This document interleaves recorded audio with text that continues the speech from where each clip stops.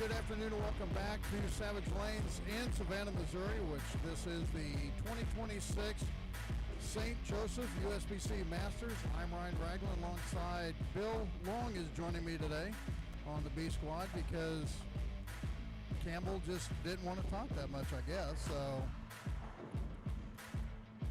and he says you don't talk much. Is that true? I try not to talk too much. That's correct. You're talking more than what Campbell would anyway. So. I let the bowling do my talking for me. Hey, I like that.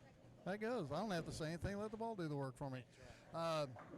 We are in B Squad right now, and as you can see, scrolling up to the top, and I'll move that over. In fact, let me do this here. Boom. Kind of let off the secret, but as you can see, scrolling across are the results for the top 6 for the A Squad. And as soon as we get done with the first game, we'll have an update on the standings, and I'll get those typed up, and I'll have those scrolling up top. And also what we will do is we will keep you updated on where each bowler is and compared to the A Squad game by game to kind of give you an idea of the pace and how all that is going. So we're going to bowl 8 games today, and then we will cut to the top 8 after this squad, and then come back, and at 9 o'clock tomorrow morning we'll have a 8-man step ladder finals, or round robin, excuse me, and then after that we'll cut the top 5, and then we will have the step ladder. Now I will have to warn you, I am watching the U.S. against the world on my phone, and Yesfer is throwing the IQ 78 and doing what Yesfer does, and oh, he left a bucket. That's not what Yesfer does. Oh, well. And TJ lost 258 at 268 to Belmo. And I'll tell you what, I'm not sure right now if there's anyone, when Belmo's on his game and he gets the roll that he wants and the reaction he wants, and Tackett for the same, those balls look so pretty going down lane, going through the pins. I couldn't agree more. It's Belmo and Tackett are the cream of the crop right now, aren't they? They're well, and I already called my shot for the tournament in Columbus that EJ is going to win it. Reason being, Brandon Bonner qualified 5th, walks a step ladder, beats Tackett. And what did Bogue do last week? He qualified 5th, walked the ladder, and beat Tackett leading. So Tackett says, screw it, I'm going to qualify 5th and join everybody else. That's my shot. It might be. You're correct, yes. With enough broadcasting that I've done, it's amazing when you see stories develop in front of you and you can almost see it happening and can almost predict it. Yeah. That's what I'm predicting. A lot of guys like to qualify 5th and move their way up in the step ladder. They like to have that. I'd rather qualify 2nd. The worst I can do is 3rd. Under their belt while for the championship match. Exactly. The one thing that I saw, and I told a bunch of people, this is the first time I've been at Savage Lanes, even before the fire. Can't remember what the hell it was I bowled here, but I bowled here once before. And so anything that happened pre-19, doesn't matter. But what I've seen with this being the natural wood, approach, lane, everything, is that, typically you need more oil to hold the ball in line. And the other thing that I noticed with the transition over the 8 games is the track area was very pronounced, and created a whole lot of cliff. And there was a few guys. Kessler was moving inside. There was a couple others that were going extremely left to right. But a majority of them, Manini was one, TJ was one, Vice was one. They tightened up the line, stayed within that shim, within that track area, and used the oil just to push it down.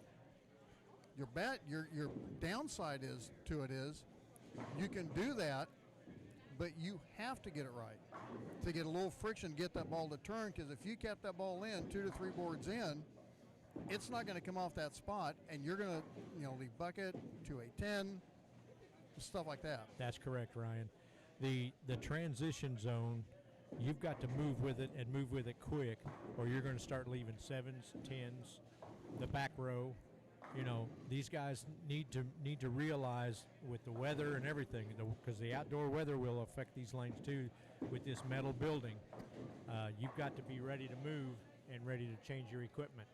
And I was talking to Joey during the A squad is, you know, the one thing that I've learned, and I'll listen to the guys on Bowl TV and a bunch of other stuff. I mean, I've been bowling over 45 years. I'm always up for learning something new ideas, new theories, and, you know, and then you kind of implement them when you can and stuff. And the one thing that I never thought about, and Chris Barnes being one of the biggest technicians that bowling has ever had, and what, you know, how he sees things and stuff is after about every 4 or 5 frames, he will migrate a half board or something just to stay ahead of that transition. Yes. Point being, when you have that extreme cliff, it makes it a little bit more touchy to be able to do that, because if you're bowling on synthetic or something, your migration isn't going to be as erratic, where you almost need to make a zone move. Well, when you get to something like this, from what I've seen, your zone move wasn't with your feet. Your zone move was with your eyes to move everything in to hit that spot down lane, instead of migrating everything left to hit that same spot down lane. So instead of your eyes down lane or your feet down lane, to get that angle. Feet left, yeah. You're actually moving your eyes left to hit that spot to get it to roll and not feet up too soon. That's true. That's true. Well, practice has finished, and we are just about ready to begin our tournament play. And we'll have both cameras, the first 8 and the back 8, and do what we can to keep track of everything. Yep. Bill's getting all this figured out. So we have now see, Bill, we have that camera over here. I see that. Okay. And the first ball's been delivered by. And then we have that one over there. Caden Cook, and it was a strike on lane 7. Caden Cook, one of the guys that made the match play last year over at Belt Lanes. And I got to say a huge thanks to Jesse Campbell and Joey Finley for asking me to broadcast this again this year, which had a blast doing it last year with Alan Van Zandt, who, you know, ditched me this year for whatever reason. I mean, we'll discuss that later. And also Dan Schmerball for allowing us to use the Northwest Missouri Senior Bowlers Tour YouTube page to be able to broadcast this. So, well, I'm pretty used to coming in second fiddle to Jesse. I'll tell you that right now. He's a heck of a bowler, and I've been bowling with him for probably 30 years. Yep, actually he won a few years ago. He won the non-champion. Just walked in, won the non-champions at Revolutions. Yes. God, I think it's got to be 3 or so years ago, because I wasn't able to bowl it the last 3 years because of the injuries and sickness and everything. But yeah, we're gonna keep track of all the scores and how they relate to A squad after each game, and we'll get those compiled up as soon as, you know, they come in after each game. Yeah, A squad is scrolling along the your screen at the top there, underneath where it says Game 1. Now the one thing that we did is we kind of kept track of the top 6 scores of each game. So after Game 1, we had five games over 245, and then it went down to 225. When the transition hit, then your average was 237. You know, we had it 270, 250, 240, but Brian Manini led out, you know, from Game 2 on. Dakota Kessler had 279. Brian Manini had 266. So it's going to be kind of interesting to see how the scores go for each game and kind of relate them. Plus, you have your breakdown with the different this squad looks like it may have a little bit more rev rate than the first squad. There was a select few that had pretty good rev rate, but I think it's possible. These guys, really they're all in the same area, so it's going to be who can figure out where to move or what equipment to take to use. Well, there's some guys here that I know how they bolt pretty well. Brandon Leibel, for one, been bowling with him on the Northwest Missouri Seniors Tour for a bunch of years and everything. And there's a lot of things that I've tried to get back to doing because I used to, I'm not going to say used to, but I like to keep everything in front of me. Doesn't necessarily mean that's what I need to be doing per se just by myself. Point being, with the way the lanes broke down in A squad, I can pretty much see Brandon Leibel doing really, really well with his forward roll. And we were talking about equipment and everything, and he was watching the broadcast for a while too. Yeah, I can see Brandon doing well under any conditions. Brandon is a heck of a bowler, and he's got enough experience behind him that he can tell what the lane's doing. He sees what the other bowlers are doing, and he can adjust to make his game fit with what's out there. Well, and he goes down to Seneca Lanes last year for state and just whacks them. Yeah. Of course, then again, Seneca Lanes is one of the highest scoring houses in the state. Well, he didn't do too bad this year at state either. No, I suspect not. And I didn't even try to score anything close to what he did. That was, of course, me and my sons bowled all 9 in one day, and oh my, that's pretty tough. It wasn't too bad, but I didn't prepare for it like I probably should have, and I hit about halfway through game 8 and was like, all right, I'm done. Well, Ryan, a couple of years ago, I did that at Nationals. I put my name in the sub list, and I got a call, and so I went and I played all 9 games on one day. What do they do? Fly in one day, bowl the next day, and then fly out the next? Pretty much. Yeah. Why even go? Why spend that much money, $280 bucks for Nationals? Yeah. You're spending money to fly there and back. Plus you have. If I'm gonna stay there, it's a freaking vacation. I'm not just. No. I understand, but you guys can fly back. I'm staying here and enjoying myself. I was at a point where I was making sure. I just wanted to be sure and get my year in. So I've got 32 years consecutive at the Nationals. Nice. So I wanted to keep that string going. So that's what I did. I had my 20th year non-consecutive last year, and I had a stretch where I didn't go, and I can't remember why I stopped going or whatever, and I ended up going back with a group in Kansas City, and then for some reason my spot wasn't saved, which ended up being the best thing that happened. Ended up catching on with a group out of New Jersey, and that's kind of what I did the last 3 years. I just put my name on a sub list and waited for a phone call and made myself available. Well, we'll put it this way. This is my 10th year with the same group. Well, that's pretty good. I've made some friendships I regret not having sooner. I maybe didn't impress anybody last year because I didn't get a call back for that team for this year. All right, there you go. I know I haven't impressed them the last few years because I'm just haven't been throwing the ball well. So I've been working hard this year, and I walk into bowling alley, and it's probably a pretty good chance I'm going to be walking out with another one before I leave tomorrow. Well, Ryan, I'm trying to look around and see what scores I've got. I got 3-bagger on 5. I got a 3-bagger on 1. And it's Brandon Leibel. Yep. Yes, it is.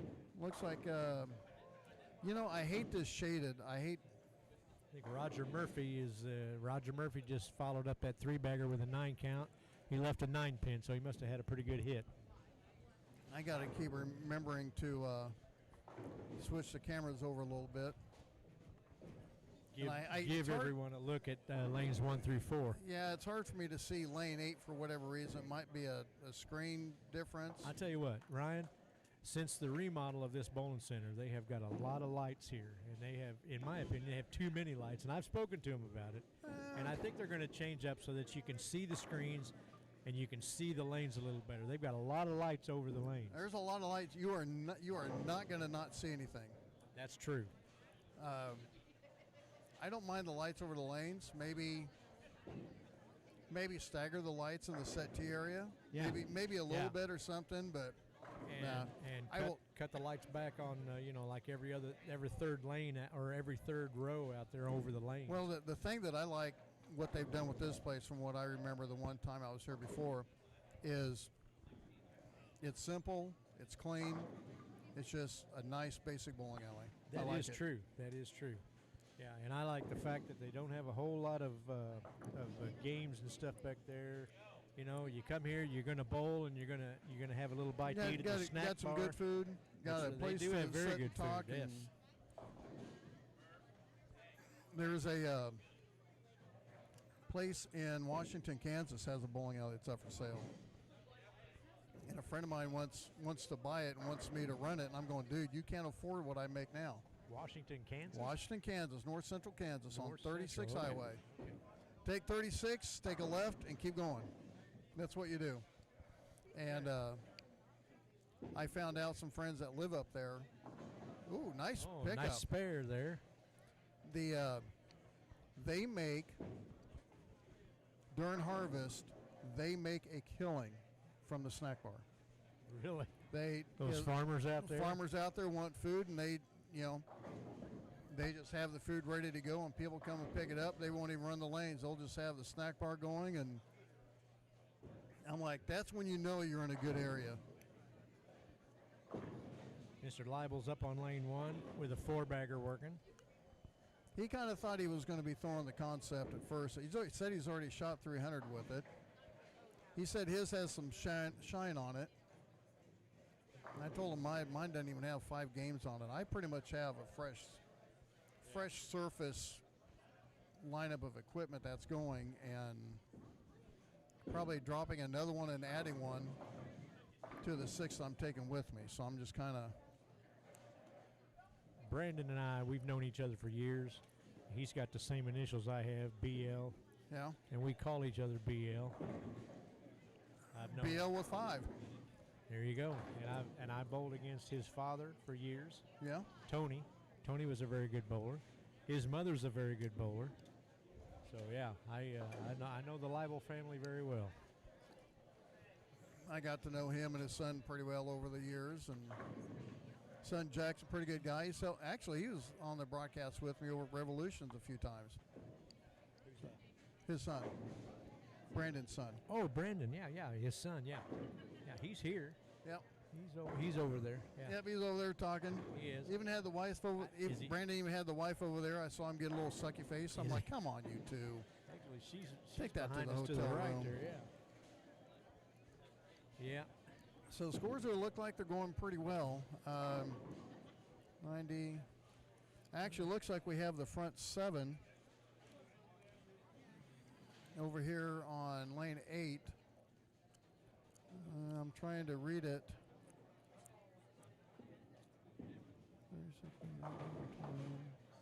No, that's yeah. The front 7 on lane 8. I'm not sure who it is yet. Well, on lanes 3 and 4, Dennis Sherlock is the owner of the bowling center in Rockport, Missouri. And where is that at?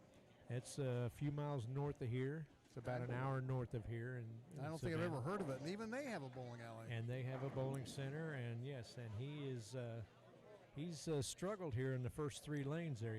The first 3 frames. He had 3 opens, 3 splits. But that's not a good start. Strike, spare, strike after that. So we'll see what happens. Dennis was a youth bowler and an adult bowler here in St. Joseph. Oh, somebody just did a ringing 10 there. Actually, it looks like a 279 now on lane 7. In lane 8, the B player lap 10. has got a. So he had 7 in a row. Now he's got a 9 spare and a 9 count, and he will spare that one. So he's got 7 and then 2 spares, 9 spares. I'm not sure. I did make a request to Brandon or to Joey that have their names on the back of their shirt so I know who I'm talking about. I know most of them. I don't know all of them. Well, I know that used to be a standard thing. When I would go to a tournament like this, I would always have a shirt with a name on it. I don't mind doing that.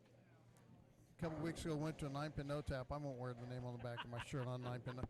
But hey, laugh if you want. 9-pin no tap is some of the best practice you could ever have. That is true, and I would go to a 9-pin no tap tournament with a name on my shirt, but I would make sure it was your name. Thanks a lot. Thanks a lot. Yeah. I'm sorry, Ryan. And then you're shooting 500 all 3 sets, right? I got it. And then so hey, I remember that name. You're the one that couldn't hit the broadside at 9-pin no tap. A lot of 8 counts. A lot of 8 counts. Got it. Let me tell you this. Now I see who I'm dealing with. Thanks, Jesse. Peace out. I'll get him back. Don't worry. Well, let me fill you in a little bit here on my experience here. I was working in the state of Nevada. I worked out there for 6 years. I retired and came back to Missouri. And when I came back, I told my wife, I said, I'm going to bowl in this Northwest Missouri Senior Tour. Mm-hmm. And for this year and see what happens. Right. So I did, and I found out that I am not the guy to be bowling on the Northwest Senior Tour. Oh, there's some stout freaking bowlers on that thing. Somebody's got to be last, and I was that guy. I am that guy. I bowled in 6 tournaments, and I think 5 of them I was last. So, you don't have to hit me with a bowling pin over the head. I know where I belong, and I belong right back here. When you're dealing with guys like Don Breeden, Tony Manta Jr., Brian Manini, Brandon Leibel, you're dealing with Those Doug guys know how to Hergenrader. play. They know how to play. They'll get the job done. Yes, they will. In fact, Tony Manta Jr. just got done averaging was 250 something for the 7 games at Crown in Leavenworth. Wow. A month ago. Wow. Yeah, he was doing pretty well, we'll just say. Well, let me just say this, Ryan. In front of us here on lane 3 and 4, we've got Trey Meyer, and he is he's got 166 through 7, and he's working a triple. So he's a 2-hander. It's gonna be interesting to see what's gonna happen with the transition later. Exactly. On how far left or right he's going to get, but he can go 256. Brandon Leibel just got done covering a bucket, or the 245 in the 7th. He's looking at 277. And then we get back over here on 7 and 8.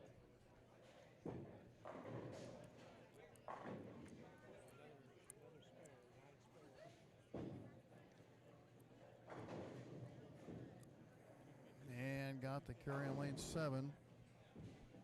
That is Shannon Staples. He is a very good bowler here in Savannah. 257 looks like he can go sheet. Yeah. So, like I said, we're gonna have to. I like to compare notes from first squad to B squad. So that'll be interesting to see. It looks like they're on about the same pace, doesn't it? Really? Yeah, it's that transition game that. Yeah, you got 5 guys over 240. And that's about what we've got here, isn't it?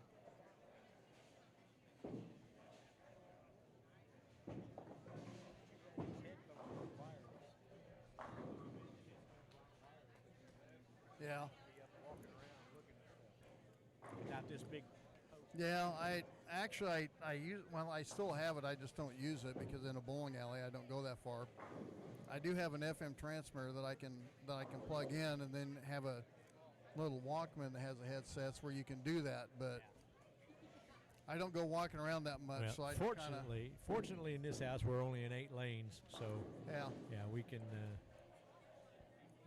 My counterpart Joey Finley just struck over on lane 1.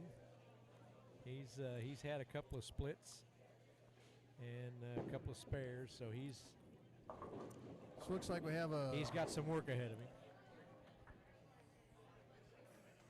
Yeah, and Caden Cook looked like he can go 250. Carried the 10. So 57 on his strike. Yep.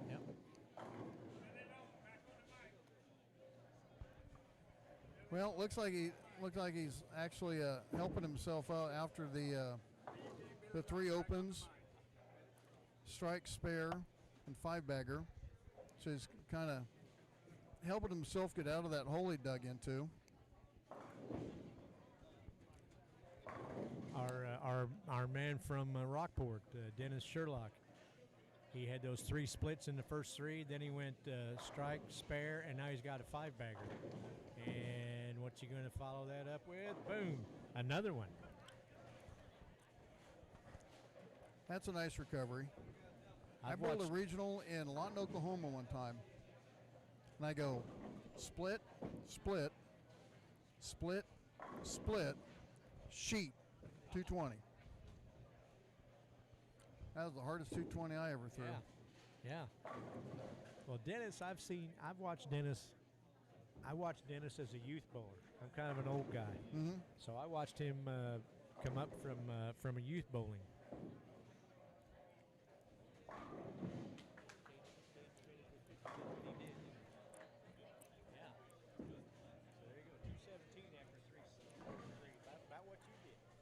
Yeah, he was pretty close.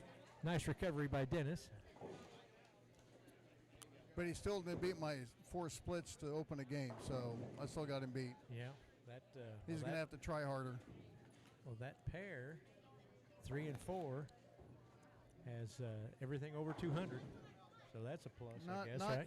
not huge games, but not big games, but a nice start, I guess. Really, Yeah.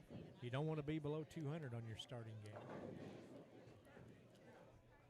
And all the pairs have 4 bowlers on them except for one.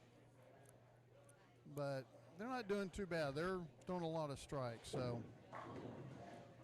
I keep saying that. Take a look over here on the left, Joey Finley, when he throws his ball on 2. I keep telling him his shirt looks like it's a crime scene. It does. Because I love it. I'm like, I know you do, but damn. That's not paint splatter, people.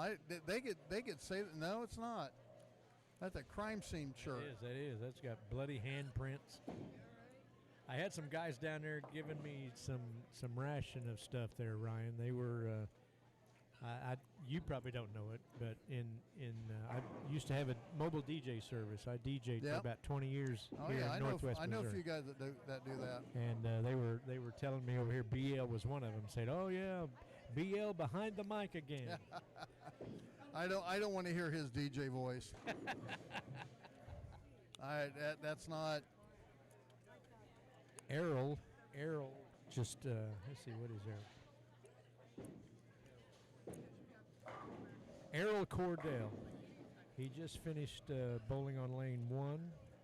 He's not bowling real great, but he just had a baby a week ago. His wife just had a baby. Life will never be the same. Well, I think it's there's 2 things that life will never be the same as. It's when you get married and have your kid. That's true. Life as you know has now ended. Not saying it's bad. Just saying the life as you know it has ended. That's true. It has. That's right. And lane 1 and 2 are about a frame behind everybody else. They're doing pretty good. Yeah.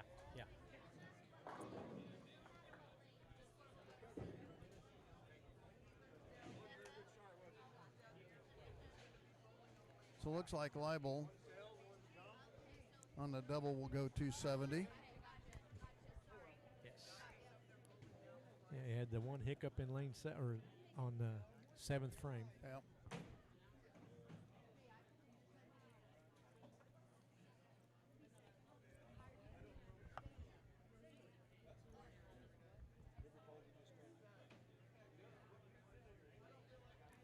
Brandon Lytle walking up in the 10th. Yep. Ryan, you ever bowled in this tournament?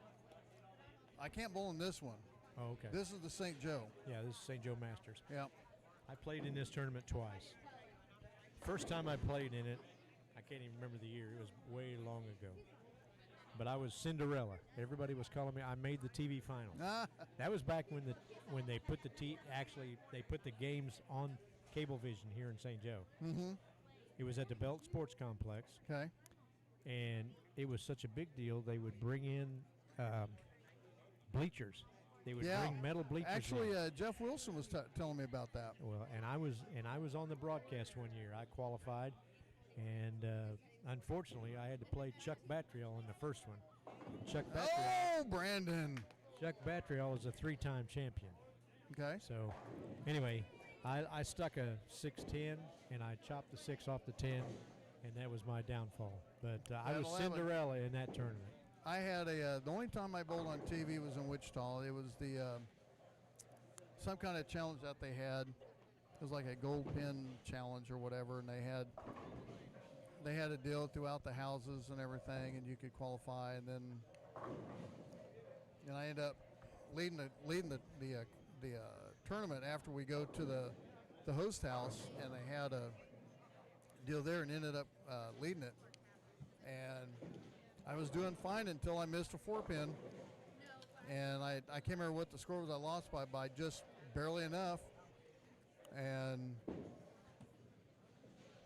I remember like yesterday, even if I'm standing on the approach, I lined up and I'm going, I'm standing in the right spot, but it just doesn't look right. And it wasn't. With the 4-pin to the right, I'm like, I have no idea why. But hey, at the time, I still won $500 and was able to put a new motor in my grandparents' Dodge Dart that I had gotten. So, The old Dodge. Oh, look at there, a 5-pin for Dennis on lane 5. Hands up. Everybody's hands are up here. So 270, what is that? 275? 275 for Brandon. So that might be high score. Throwed an 8 count on the last ball. Yeah, these screens are kind of.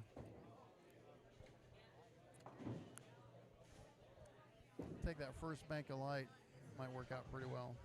And I'm not complaining at all. I wish when I lived in Gardner, I wish we had this in Gardner. I would have been happy. But I live in Ottawa, and they have a nice 12-lane center there. So. No, I'm not. Yeah, the house is beautiful. Don't get me wrong. The snack bar is great, and the whole area has been redone because of the fire. Are you saying too much of a good thing? But we're having too much of a good thing in this light. Okay, I'm going to throw a question out to you. What was after the Masters, what was your opinion of first the ban of urethane use, and then how the pros counteracted the use of the urethane by sandblasting plastic? Well, to be honest with you, I'm not a fan of a lot of the stuff the pros do. Mm-hmm. Because but anyway, I was in the Masters before that stuff took place. I was in the Masters back in the late 90s, early 2000s, I believe. Okay. And so a lot of that stuff hadn't come to pass at that time. I remember the ball I was using. The ball I was using was the old Boss. Yep. That's the ball that I was. The Thai Boss. And I had my picture in the paper with that ball in my hand. They took a side picture of me back when the paper was still a big deal. And my picture was in the paper. I don't know. Do you Scott Greiner? Do you remember Scott Greiner? I know Scotty G. Scotty G was the man that won the tournament that year. Not surprising. And I wolfed on him on Saturday, the qualifying. I told him, I said, I'm coming for you. And he said, come on up there, Bill. Come on up there, Bill. You want to stomp with the big dogs? Yeah, they talked about banning urethane during the Masters for the pros, and then so a lot of the pros were taking like the hammer axe, and Yesler had the mix, the platinum mix, and you had that thing totally sandblasted. I heard some guys were using 180 on plastic and stuff. It's like, okay, if you don't want the guys to throw urethane, then don't put something out on the lane where they can do the same thing with plastic. Then put something out there that does not allow them to do that. Don't put something out, where they're shimming the outside because they had a speed bump down lane. So the only way to do it is to take a whole lot of friction and burn up the outside so you can shape around that speed bump. And they're using, 180 grit plastic to do that and making it work. When you're using a spare ball for a strike, don't tell me that after you don't want them to throw urethane. It doesn't make sense. I think the problem, I don't know if it's a problem or not, but the professionals, I think there's a problem with bowling if professionals are averaging 260. What's wrong with the game that the pros are averaging 260? Well, I mean, you take a look at Ryan Barnes. Look what he did last week. Even Francois Lavoie, sets a 6 and 12 game record. 280 plus for 6 games and 260 plus for the 12 games. And Barnes shoots 1,500 for 5 of the 6 sets of the 6 games. And that wasn't, it was the dragon. It was the dragon pattern, but there was basically no oil on 8-9 or 7-8-9. You give those guys a couple boards and you're giving them a mile. That's true. I mean, granted, that's true. It's mightily impressive on how quick and how good Ryan Barnes has become so soon. And I don't know what the answer is, but I think that,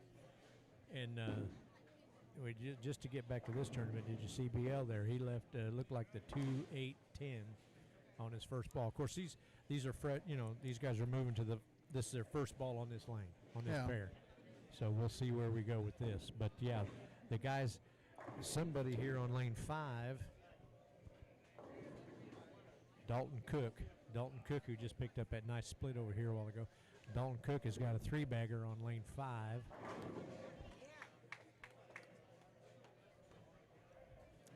But yeah, as far as the pros, I don't know. I don't know what the answer is for those guys. Here's EJ down here. Well, yeah, have the world against the U.S. Yeah.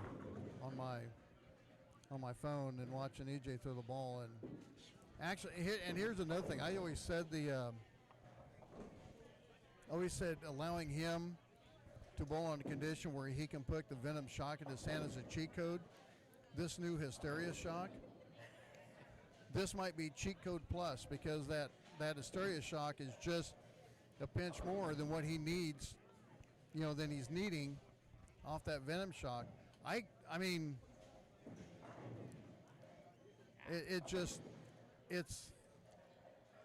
I made a comment to my mom. We were talking because she'll watch the qualifying with me on TV sometimes when I pull it up on the computer. And I said, I guarantee one of the reasons why Motive has not discontinued the Venom shock is because of Tackett. Wow. I mean, and so the world is up 2-1. Now they're getting ready for a team match. Yeah, that's my gum waste deal. I was telling Joey during the A squad. I told him, I said one of my superstitions is, I'll chew gum while I'm bowling, and if I'm bowling well, I will chew that piece of gum into a rock. Crazy. If I'm bowling bad, it's gone. Yeah. It ain't doing me no good. Yeah. Don't know why. I can't remember when it started. I'm bowling well. I ain't changing nothing.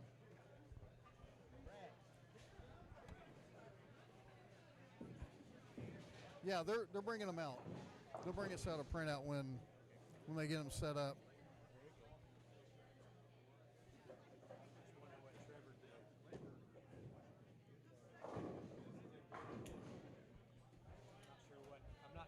I'm not sure what player Trevor is on lane 3 and 4. Where'd he go? Where'd he go? Where'd he go? Where'd he go? All right, we have the results in front of us from the first game of Squad 2. Brandon Leibel leading with 275. Shannon Staples, 257, along with Caden Cook. Jeremy Snipes at fourth at 252, 248 for Ryan Brown, and 237 for Mr. Goodale. And a little bit higher scores. Yes. I was looking at Trevor. Trevor, he is a local guy that Trevor's a local guy that moved to Chillicothe, Missouri here a while back, several years ago for his work. And he grew up in St. Joe. And I was just wondering, he had a 202 the first game. He is right here in front of us now for game 2.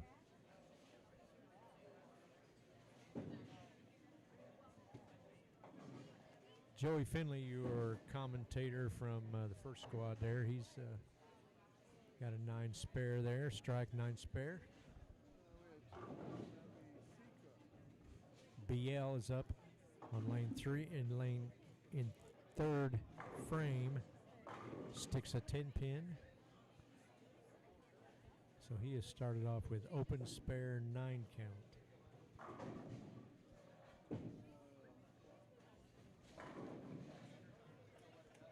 Ryan Brown on lane 1 and 2. On lane 1, he's getting ready to throw. He's got 3 bagger working. Shannon Staples just got his double up on lane 2.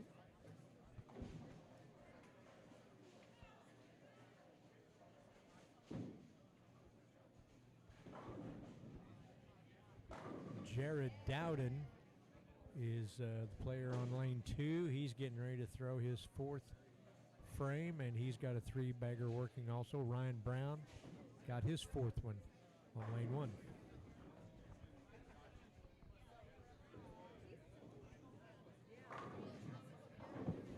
All right, there you go. So now, after game 1, in fact, I need to change. Just an update here on game 2. Roger Murphy, no, Higgins. Higgins is up on lane 7 with a 6 bagger working on lane 7 and 8. So what you have scrolling on the top in the bigger font is the B squad top 6 after game 1, and down below is the A squad after. Yeah, I need a headset too, because trying to do this one-handed with the and what you have down is the A squad finals through the 6, so you can kind of keep track of who's where.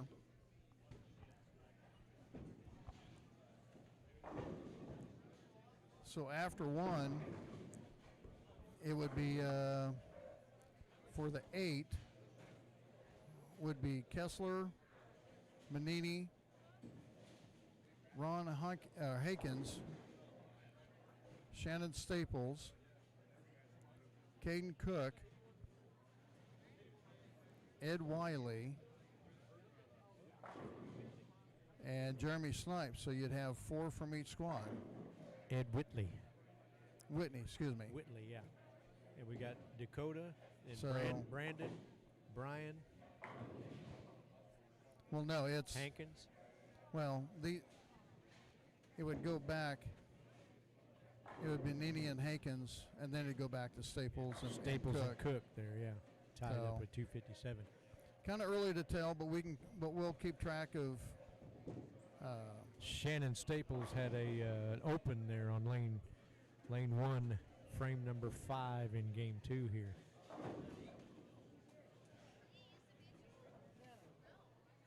Ryan Brown just had his 5th in a row on lane 1 and 2. Ryan Brown is another St. Joe native, and I watched him grow up as a junior bowler. And he is now a police officer in Kansas City, Missouri.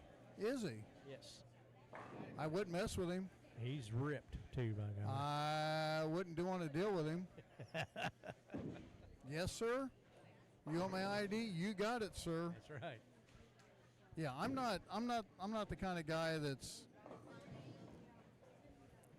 I'd ask him if he's ever had to deal with one of those sovereign citizen idiots. Oh my gosh, is that not something? Have you seen those videos? I have seen those videos. You can see it within 15 seconds, and I've seen videos where the cops go, "Yeah, come on." Yeah, this guy's going down. This guy is. You're coming down. out, and I'm not playing the game. Come on.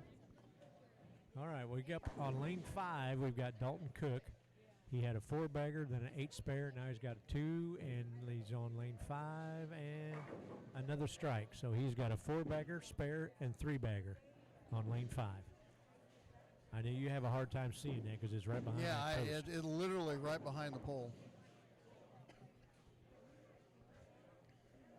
I'd like to be able to sync the scores into the computer, but I don't have that technology. So. Well, we'd need another screen or two, wouldn't we? Oh.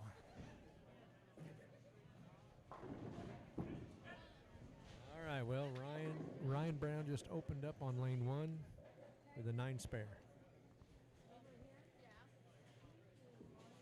And Dowden is Jared Dowden. Oh, he just stuck a 9 pin on lane 2. He had a 5-bagger. Now he's got 5 and with a 9 trying to work the spare. Joey Finley spares on lane 3. So I know Brandon Leibel just picked up his Bionic today. And I told him I predicted he was going to be throwing his Bionic in the later games, but he's still throwing the concept right now. He's pumping his fist. Yeah. He's pumping his fist. Watch this. I'm going to get with him. Hey, Brandon, what's this fist pumping before the ball gets past the arrows? Because I knew it was at least close to the pocket. Oh, close. He didn't. I'm not going to leave the flying 7-pin. He didn't know there was a carry. He just knew it was close. Yes. And He he said did. It finally got to the left side enough that it carried, and he's got a 7-2 and then the 3-bagger. So he's well on his.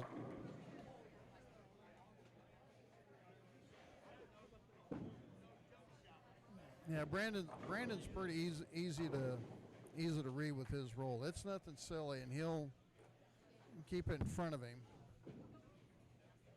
I just had an old golf buddy of mine and school friend of mine just hit me with something in the back of my neck here. He's jealous that I'm on the microphone. You need me He's to take not. care of him for you? You could. I could. He's got bad knees. All you have to do is kick him in the knee, and he's down. We wouldn't even have to work that hard. No. All right. And Trevor's not. Now see, Pieper Gertie. Pieper Gertis? Pieper Gertis, is that how you pronounce it? Yes, sir. I just told Joey I was going to go TJ and Trevor. It's easier that way. I hate, I don't have destroying a problem someone's with name. that. No. I don't have a problem with that. It's a lot easier to go TJ and Trevor. Yeah.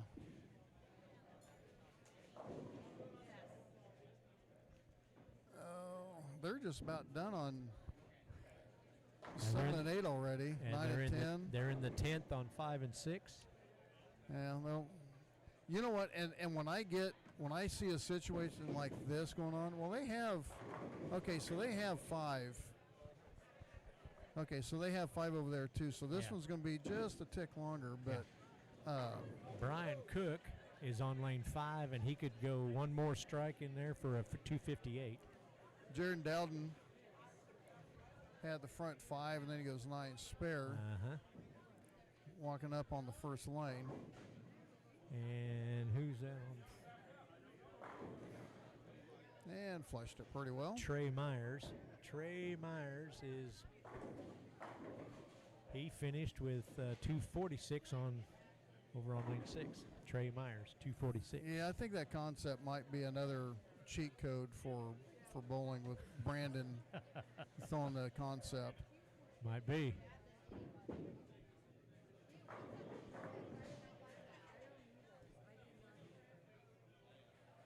Mr. Cook finished with 255.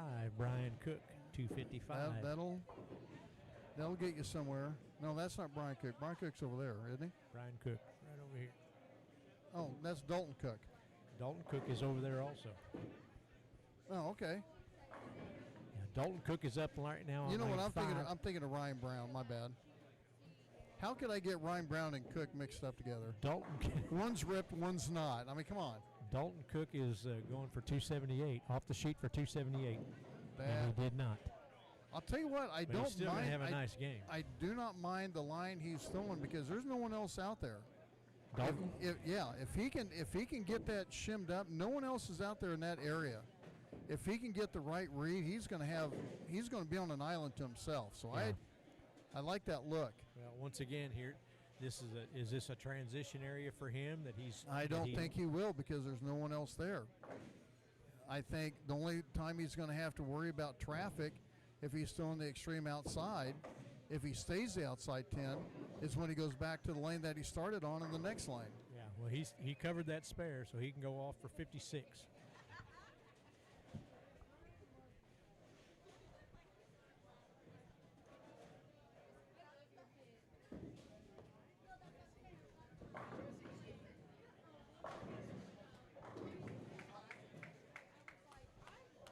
I was just having a little exchange there with Joey because I gave him a ration when he was down here doing this.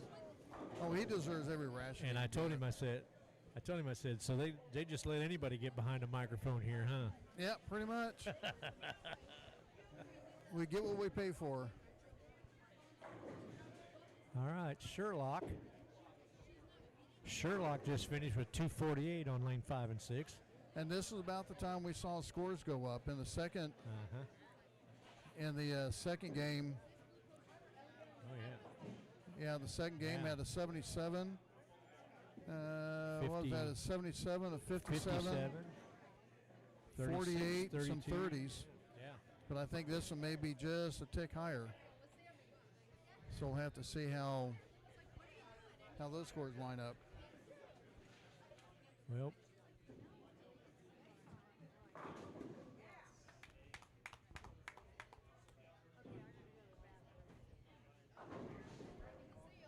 Brandon had a little issue here the last couple frames. 9 spare, 6 open. Split this.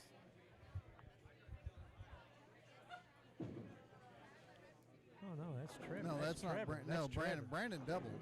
Brandon's the A player. Brandon's the A Brandon's player. the A. Okay. Yeah. Trevor's the B player. Brandon is the A player.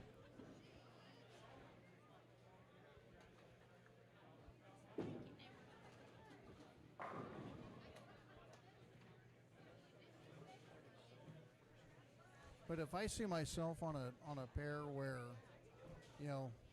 I have 5, they have 4, but between us, but there's another 5 that's going to be slow. I'm slowing the pace down for my team because I don't want to sit there and wait 10 minutes and get all stiff and everything. So if I'm the team following a slower team just because they have more people, hey guys, let's take our time a little bit and not get in so much of a hurry. That's right. That's now, if someone's on a string, I can get that. Yes. But if we're not on a string and no one's bowling anything huge, let's easily pace ourselves so we're not, getting done so early. Yes. Brian Cook on lane 7 there, so that you can kind of get the difference between the various cooks that are on. We have 3 cooks on this squad. Too many cooks going on. Too many cooks in the kitchen. Hate it when that happens. I don't know. All right, BL. Brandon Leibel is up on lane 3, working a turkey. Shannon Staples just fired a 213.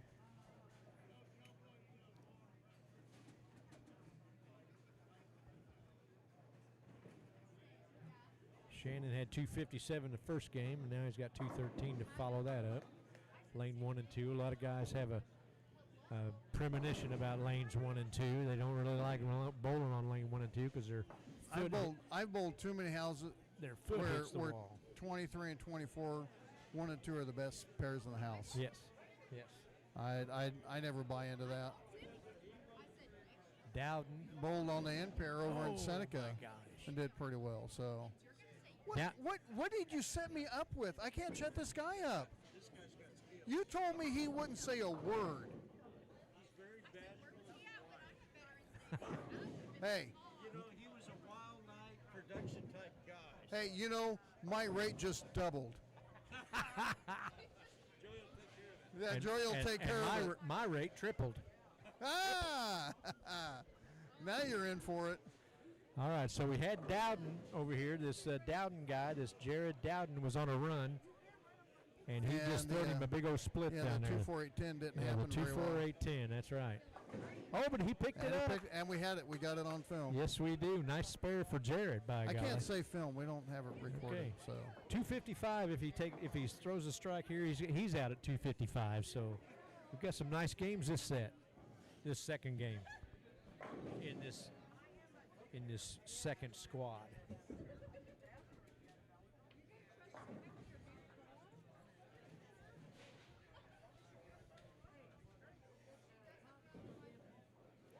Brandon, you know, he's leading the pack after game 1 with 275. He'd go off sheet for 46. I wouldn't set him up too bad. That would be a pretty nice start there. Joey just. But you got to remember that Brian Manini shot 800 his first 3. Yes. Last squad. So I did see that. And then Dakota Kessler was 507. So we have 800 and 730 for your first 3 games. My son-in-law is Jeff Wilson. You know, you spoke with Jeff just a little bit ago. Oh, He's Jeffrey? my son-in-law. And I'm sorry. Let's not get into that.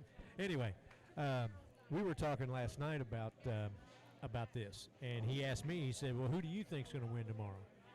And he told me that his dog was. Let's see. He bowled on the first squad. Davey Campbell, Jesse's boy. Didn't work out too well for him. No, but that's who he picked last night. Okay. I picked Dakota Kessler. That's not a bad pick. Kessler's bowled really well up here. He bowled well last year and got into the match play, and the transition, I remember the transition just was not kind to him. Ate him up? It ate a lot of people up. It wasn't just him. I bowl with the owner of this house, Brad Lingle. I bowl with him on Wednesday night in my league. And, BL just opened up in the ninth. He left the bucket and goes left side and goes 9 out. Okay, well, anyway, so Brad and I bowled together on a team on Wednesday night. And he asked me to hang around one night after bowling, and he gave me a couple of pointers, which helped.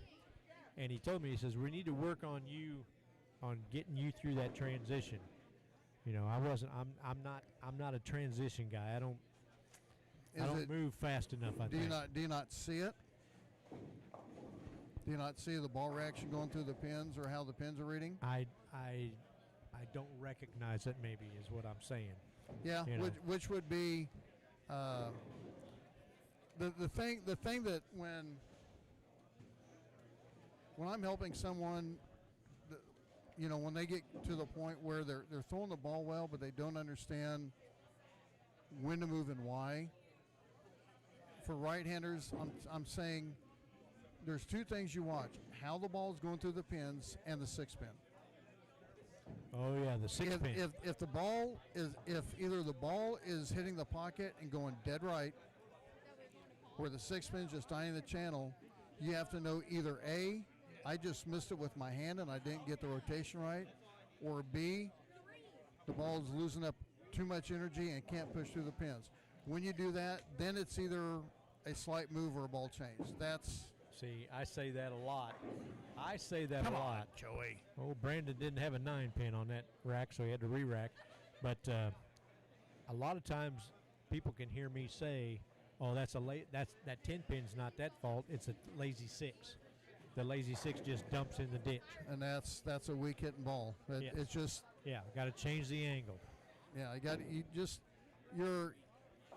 regardless of what ball you're throwing, your entry angle has to be the same when it gets to the pins. Yeah, and I think my problem up here at this lanes and at my age, because I'm an older bowler now, my age and it's a speed game for me.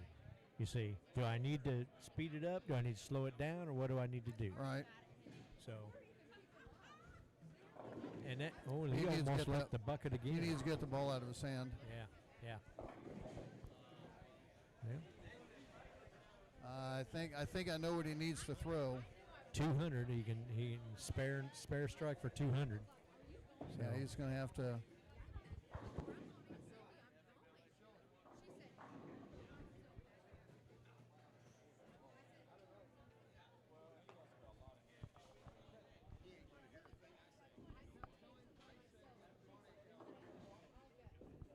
And Brandon spared there in his 10th frame of game 2.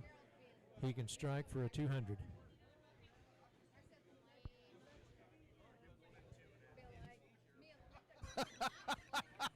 I just read his mind. You told him he stood there for a second, then he turned and goes, might as well. Yeah, I might as well. Nothing working now. There you go. Yeah. Great minds think alike, Ryan. Well, he just got that. Watch this thing go flush. Wow. But he's got some move with it. 6 feet in front of the pins. It took a hard left. But what that does is that still tells him what that ball is going to do. He just got it. Really? He just got it out of the pro shop. Yeah. And any ball fresh, Yeah, it's it's gonna going to run. react like that. Yeah, but for sure. you know, and he was throwing it during practice. But the good thing is now he knows where it's at. The bad thing is it's still fresh, and it might be a tick too much. But he had to see what it was going to do. Yeah. You know, I mean, agree. it's I either agree. throw the concept and get another 6 count, or make a change and it go through the nose, get a 6 count, or throw another ball that you just got and see where it's fitting and everything and how it's correlating to everything else. Yeah. So, and I've heard both sides. Even Tom Hess has talked about it on Bowl TV. He said he will never change balls on a fill ball. He goes, what is a fill ball on this lane going to do for me when I'm moving to another pair? Yeah. Granted, Well- I totally get the theory, but in my mind, in my opinion, it'll still give you an idea of about where it's falling. Well, I could throw a fill ball with something different and it lay down on me, as to I could throw it on the fill ball in the exact same on the next game, and it carries and be in the same realm. Sometimes when you see it do something totally different, it tells you you're in the wrong spot. That doesn't necessarily mean you're in the wrong spot with that ball. You may be in the wrong spot with the ball that you were throwing. Yeah. So it depends on how you want to look at it. Well, you mentioned that BL had thrown that ball during practice. Are you a guy who wants to throw all the balls during practice? You want to see what every ball's doing? No. See, I don't either. I take out my number 1 ball and I play and I find out where it's at. Yeah, I have. Do you have a spare ball? Yeah. See, I don't. I just take my. And some some guys can just do that hand just roll. flatten it out. They just flatten it out. But I'll now granted, nationals, you don't know what you're going to have, so you just kind of take a guess from previous years. But when you have a house shot, I have a general idea of what I'm going to throw. But when they say a house shot is just a house shot, they can kiss it. Yeah. Every house shot's different. I can take, I've even proved that to some guys that I bowl Sunday nights with. Point being, I have a basis or benchmark on house shots, but I will take like 3 balls with me that will react different on house conditions. Yeah. So I can kind of fall guess back and. Theoretically, you want a short oil ball, a long oil ball, and then a medium ball. When you travel. Oh God, I'll take 9 with me. Oh my God. No, I do, because I can't take the same equipment that I throw at Revolutions and throw it at Olathe East or throw it at Leavenworth.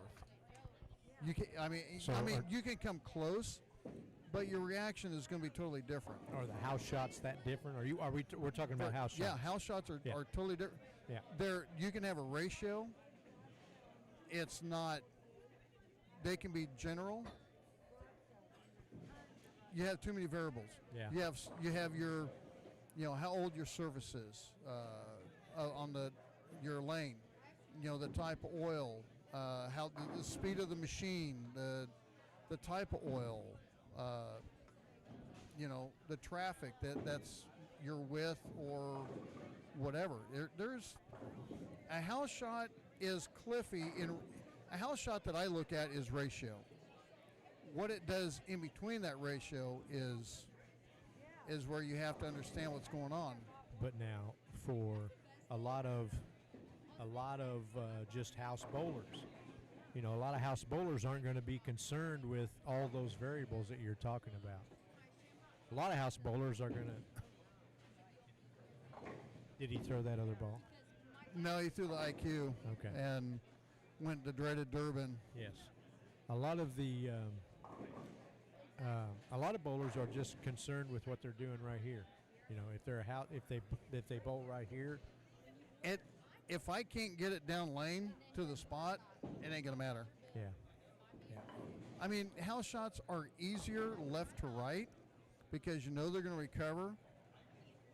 That's all fine and dandy, but if you don't get matched up with the right ball at the right spot, you're still gonna suck. Yeah. And I've done that enough times.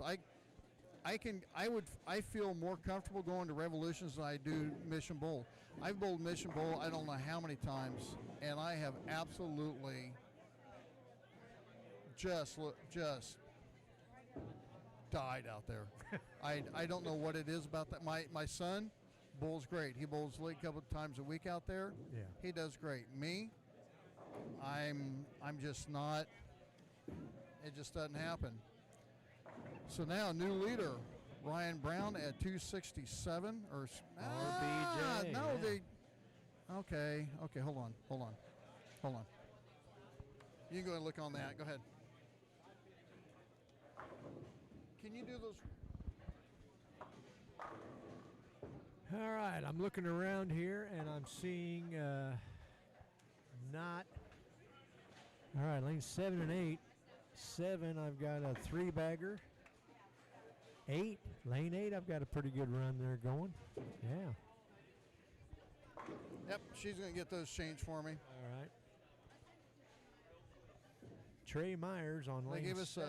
On lane, getting ready to play lane 7.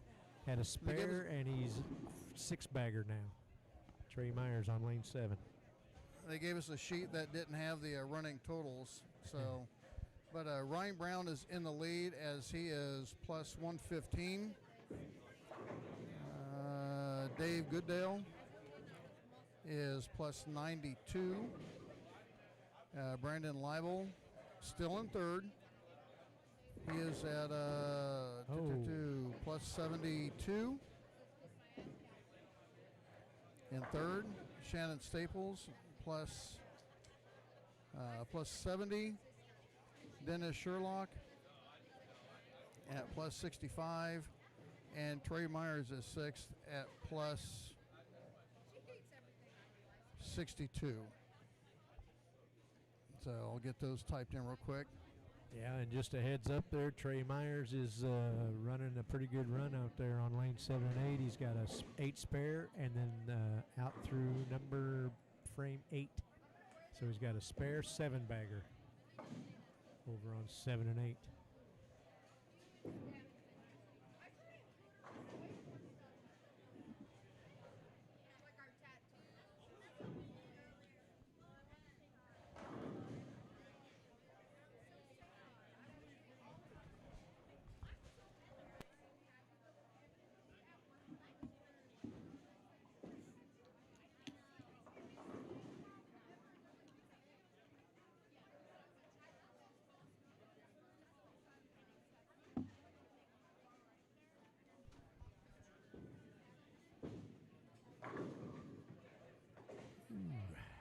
Brown sticks a 10-pin on lane 4. Trey Myers is on lane 8, getting ready to throw his first ball in the 9th frame. He's got a 7-bagger working.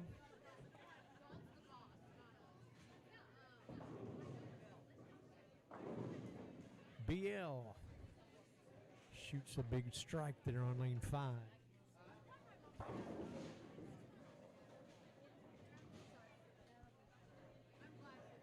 Trey Myers followed that up with a strike. He's got 8 in a row now after this 9th spare to begin this game. 3rd game of squad 2.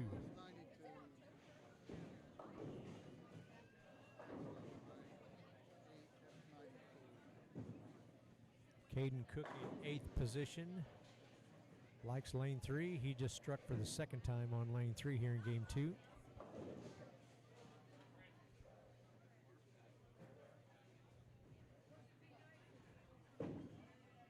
Shannon Staples. Oh, he sent the scout over after the 10-pin and got it to fall. Shannon's got 8 spare, 9 spare strike on lanes 3 and 4. Ryan Brown's up on lane 3.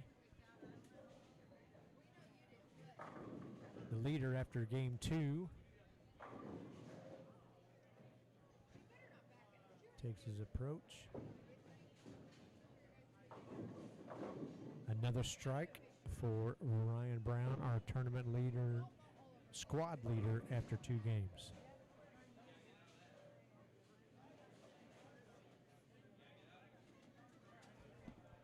Trey Myers getting ready to do his 10th frame on lane 7 here in the 3rd game of squad 2. Yep, I got to go show him a mistake real quick.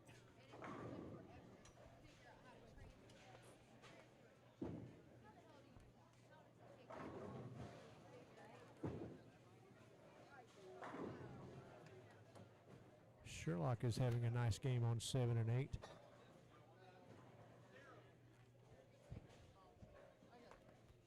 .216 working a spare going into the 10th. Trey Myers getting ready to throw his first ball in the 10th frame on lane 7.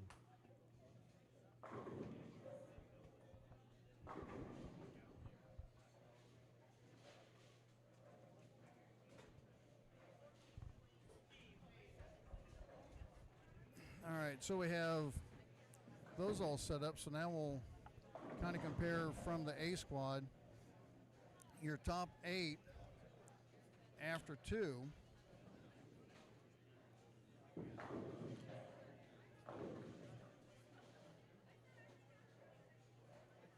would be Brian Manini at 143 over. You'd have Ryan Brown at 115 over. Dakota Kessler at 507. And then you would have a tie at 482 between Ed Whitley and Dave Goodale. At 474 would be Ron Hankins at 474. And then you would have Brandon Leibel at 472. So that would be your top 8. Actually, make sure.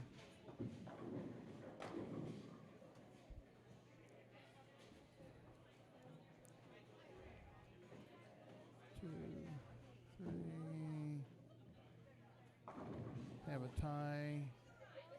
Trey Myers stuck a 10-pin on his 2nd ball in the 10th. And he is going to shoot 279. 279 for Trey Myers on game 3 of squad 2. All right, now I have this straight.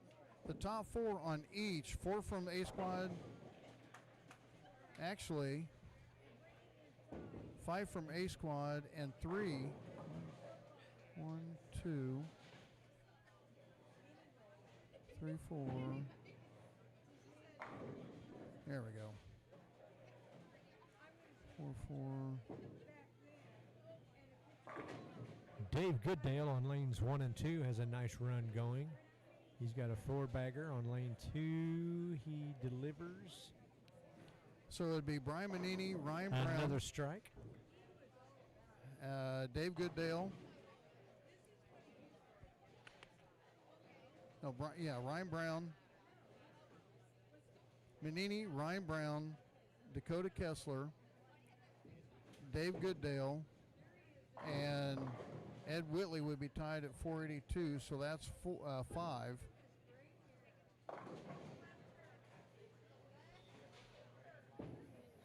And then Ron Hakens would be 6. 7 would be Shannon Staples, and 8 would be Dustin Adams. So still pretty even so far.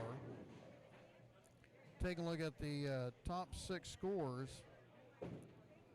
Had a 255 by Brian Cook, a 51 by Jared Dowden. Had a 67 by Ryan Brown, 256 by Dalton Cook, and then 266 by James Higgins, and looks like 248 by Dennis Sherlock. So the scores comparatively,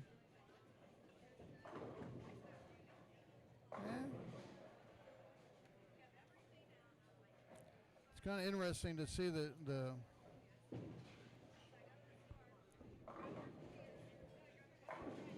how they all translate. Ryan Brown, your leader after game 2, just throwed another strike. He's 3-bagger working now on lanes 3 and 4. Only a 1-pin difference between the top 4 for each squad. It was 237 for A squad, 236 for B squad. So still pretty consistent on the transition, as they already have scores done on the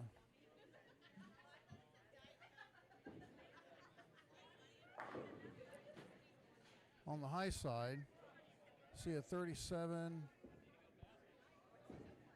I believe I see a 79 and 50 something over there. It's kind of hard to see the lane 8 screen.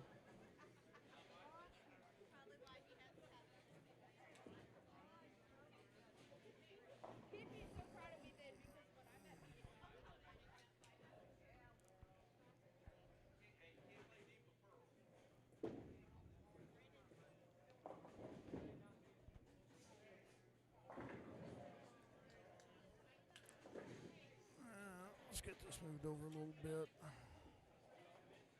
There we go. Ryan Brown, your squad leader, pumping it right up 5, and him and who was the other one throwing the outside 5? I like that. If you can get the ball to set up, no one else plays out there. Who was that? Oh, Cook. Not Brian Cook. Dalton Cook. Yeah, Dalton Cook was playing outside, so may have some company with him, but if you get that ball to tip enough and sit down, no one else is really up there. So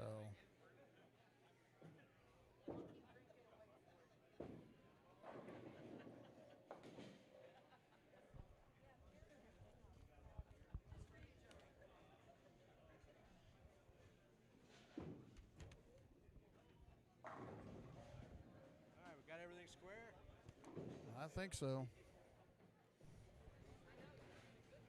Should be good for a game or 2 now. So I'm kind of looking. What's our trend? Kind of looking how things are spread out. Out of the top six games in game 2, they came out of the top 12 or the top 11 in A squad and the top 12 in B squad. Yeah, that's pretty even. To make the cut, the top 4 that I'm using as a cut, 237 for A squad, 236 for B squad. That's pretty even. That's pretty even. That's correct. You're not going to get much more discrepancy. Now, the only discrepancy in the whole thing is if you take out Brian Manini, who goes 66-77, your leader for each squad is only an 8-pin difference. Yeah. So 8-pin a tie for second, 10-pin difference for third, fourth would be a 4-pin. So right now everything's pretty equal right now.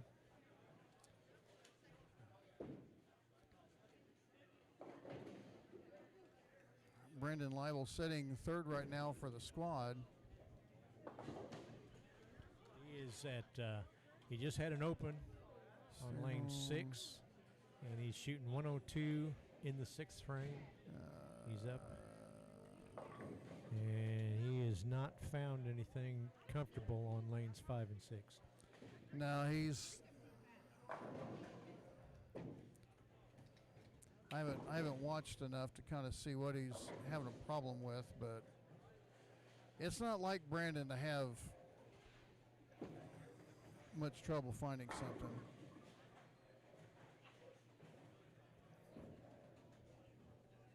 Well, Trevor Peepagertis is on lane 5 and 6, and he has a 3-bagger, 9-spare, 3-bagger. So he likes what he's seeing over there on lanes 5 and 6 right now anyway.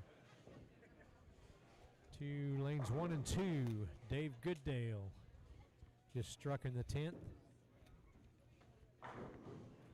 He can go off the sheet for, what, 50?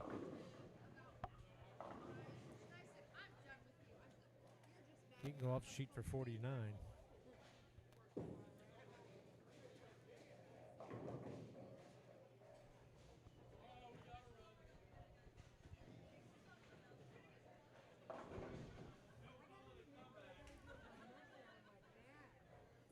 Take a look at some of the surprising scores that I've seen. Is Caden Cook going down to 04 after his 257, and he's, as they say, he's not enjoying life right now. No, he's so not. I get a feeling outside of Manini's 800 after the first 3, we may see some pretty a lot more visible changes between the squads.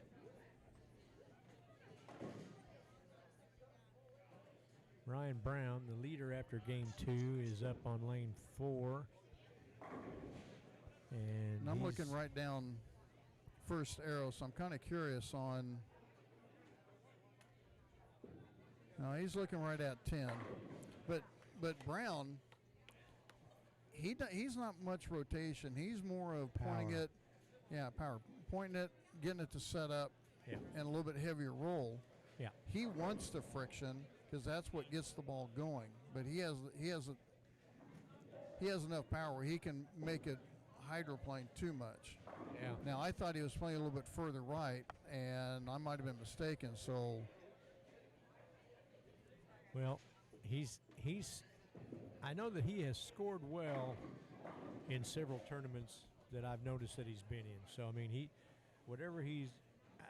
has a tendency to be able to adjust pretty well, and his game is fit for it. Right.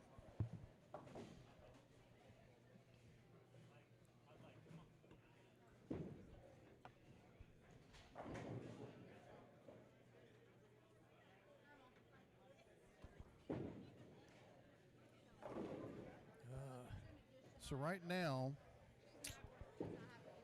it'll be kind of interesting to see how the transition is, but right now the cut, to see how much the number goes up, the cut is 70 over.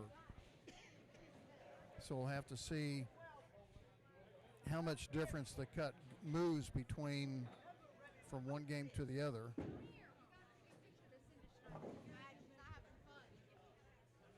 Well, Shannon Staples, he had 3/4 of the bucket and picked up only 2 of them. So 9. You just hate to have an open in the 9th frame. Of all the frames, I'd hate to have an open period. Yeah, an open period. That's correct. But of all the frames to have an open in, that's the worst frame to have an open in my opinion. Yeah, it doesn't help any. It just shuts you down if you've got anything working up to there. It just shuts you down going into the 10th, and all you can do is 30 more. So right.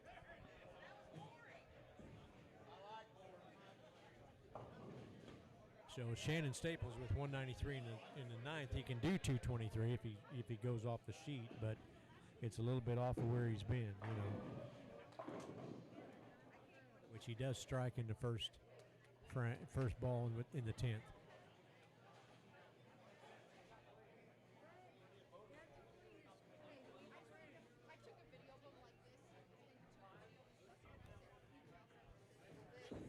Yeah, we're getting close to ending up game 3.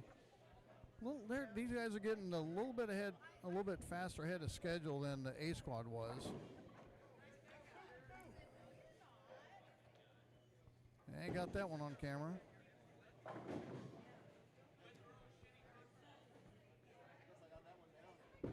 Oh my, Shannon Staples just stuck a 710 on lane 3. Thank you, sir. Man, I have another. Wow. Yeah, that's not. Talk about a momentum killer, that right there. Even if it is in the 10th frame, and you got more games coming.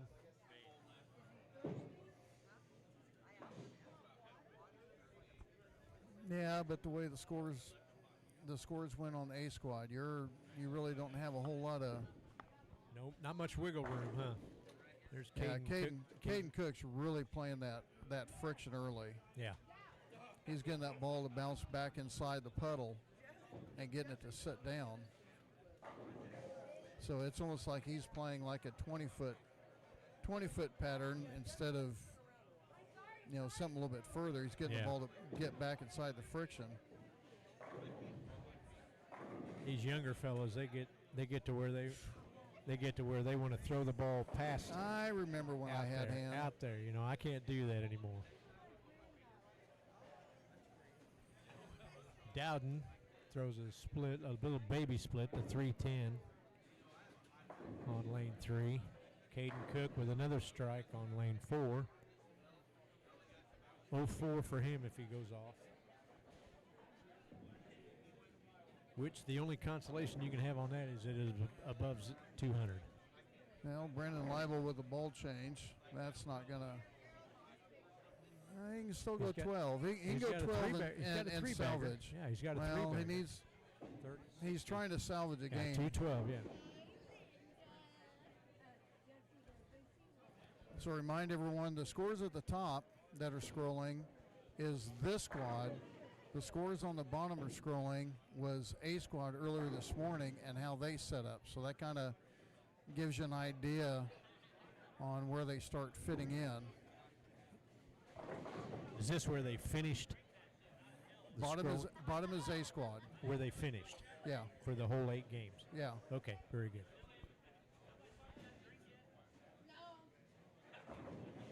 Yeah, Brandon might have found something. Physics blackout. And the thing is, we talked about the physics blackout being the ball after the concept. Yes. So now he's going to throw with that was his hyperdrive pearl. Now he's going to throw a field ball and see what's going on. Tournament leader Ryan Brown after game 2 is getting ready for his second ball in the 10th of game 3 26 on lane 4. He can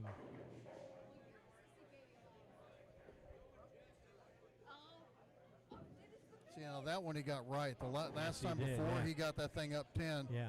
And that's what I'm talking about. I was talking about earlier. When that track area shims up and cliffs, you get anything past that track area and it's an OB. So if you're gonna and I'm not saying getting it out right is wrong or bad, but you can't get the ball going right once it hits that puddle. You can play that puddle, but you got to get it vertical. Yeah, it's just going to stay out. It's going to stay out there. You're not going to get any reaction. Okay, and depending, you know, that's where you'd have to get something that has a lot of surface, so that you can get it forward and get it to start getting forward before it gets off that pattern and sets. Now with these guys here, are they gonna look for speed, or are they just going to continue to throw the ball where they're at? It depends. It depends on the bowler. You're going to have. They're younger. They're young enough they can keep their speed up. I would say with Ryan Brown, he's just going to look for friction. Right. You know, what I remember, he wants to play forward. Yes. Brandon Leibel wants to play forward. Yes. Caden Cook, he's a power guy. He wants to find that friction early and get it to set heavier and roll. So, then you get guys like Kessler. He was going left to right the whole time. That's just what he did. Jeremy Snipes is on lane 5 and 6. He's playing on lane 5, his 10th frame. He can go off the sheet for 223. Just stuck a 10 pin.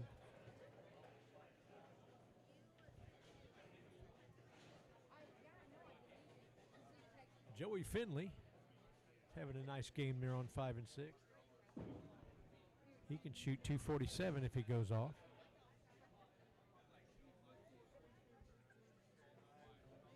Jeremy finished with 222. Here's Joey Finley with another strike, his second in the 10th. Yeah, he got a little trip. Yes, he did.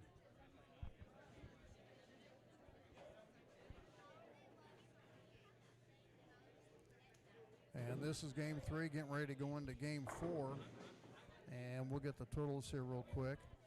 Game 4 has started on lane 1 and 2, and we've got. I'd slow my butt down. I mean. Yeah, you're not going there. Oh, Dalton Cook just stuck a 5 pin on lane 2. He went Brooklyn with the that power one. ball. Brooklyn with that ball there. So that was his second delivery on that lane. So.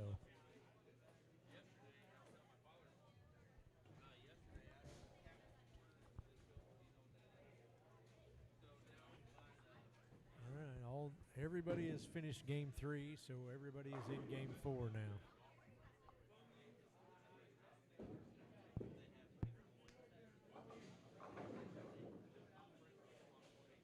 James Higgins.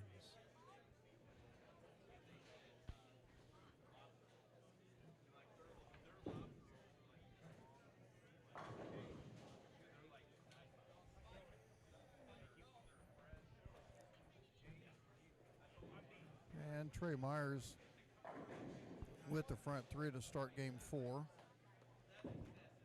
The two-hander. This is where I'm kind of curious on where he should be all right. He's going to be deeper than anyone else, so it's not really that he has to worry about the fronts. It's just getting it to the spot down lane. Yeah, and that one just got a little bit long. He looked like he hit about 21. But he's a two-hander. It got a bit long. I think he finished with what do you have over there? 270? Something? I don't know. Pretty strong. Meyer 46. No, I'm talking about game 3. He was on 7 and 8 there, and I thought he had. He had. Now I'm looking at Caden Cook. He's throwing the infamous axe that a lot of the pros were throwing during the U.S. Open. 6, 7, 10. Getting blasted with 80 grit and starting to see why. Yeah. I already got a spare ball. I don't need to destroy it with a 80 grit. Yeah. Ooh. All right, well, Trey Meyer picked up his spare, so he's 3-bagger and spare, so on lane 1 and 2.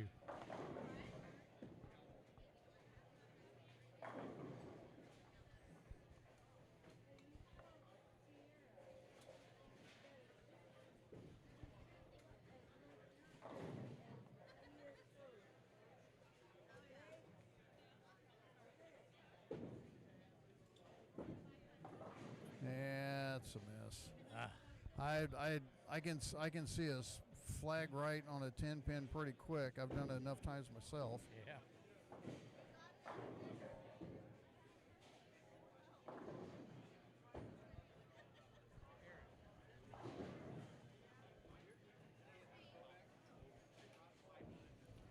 Guys going kind of quick. Already done with 3.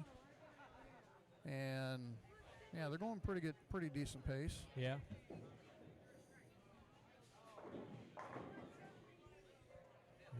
Goodale starts game If I remember, 4 I with think a double. Goodale made the He was up made here.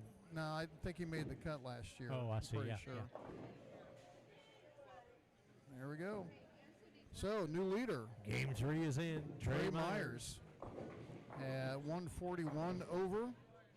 At 130 over is Ryan Brown, David Goodale. At 129, at 120 is Dennis Sherlock, Brian Cook. At 92 over and 83 over. That's game 3. So taking a look at the who would be where. Brian Manini would be leading. Trey Myers would be 2. We'd have a tie between Ryan Brown and Ed Whitley. And then we would have David Goodale at 5th. 6th would be Dennis Sherlock. Dennis Sherlock, yeah. And 7th would be Dustin Adams. And then Dakota Kessler would be 8th. So we're still 4 from A squad, 4 from B squad. So I'm telling you, that's about as even as you're going to get. That will please all of the bowlers, I think. You know, because they were. And that was the concern that I heard a lot of. The guys were talking about, well, what's the difference? Is there going to be a big difference in the squad from first squad to second squad? And this obviously, at least after 3 games, well, you're 4-4. I'll tell you something that I'm seeing here that's kind of interesting. Is if you take a look at game 3, the range of scores from game 3 on A squad was 257, and the low was 235, and on this one, 279 is the high, and the low is 222. Yeah, and the difference between first and second is quite a bit, 279 to 255 it looks like, or 258 looks like, yeah. Yeah, so that's a pretty good jag from first to second. So, and Trey Myers on lane 1 and 2 just had a split on lane 1 that he did not convert, and he is now on lane 2, and boom, throws a strike. So he's got 106 in the 5th, working a strike in game 4. 7, 8.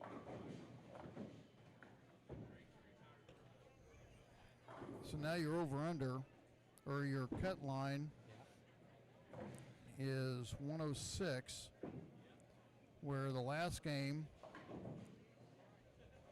where did I have that written down at? No, where did I have that at? It was 470.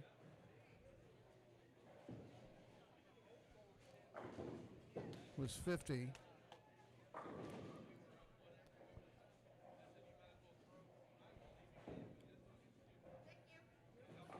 What am I looking at here? Well, Ryan, I'm looking at 3 and 4 is right here in front of us, and we are into the 4th frame, and we got 3, 4, 5, 9, 10, 12, 13. 13 strikes right there so far. And now we have 2 splits. I guess I spoke too soon, huh? But Mr. Murphy is on lane 3, and this is his third split in a row on this pair. Oh, and a nice conversion by James Higgins of the 2-4-10 on lane 4. Mr. Murphy has the 2-7 on lane 3. And he will get that the hard way, driving the 2-pin into the 7.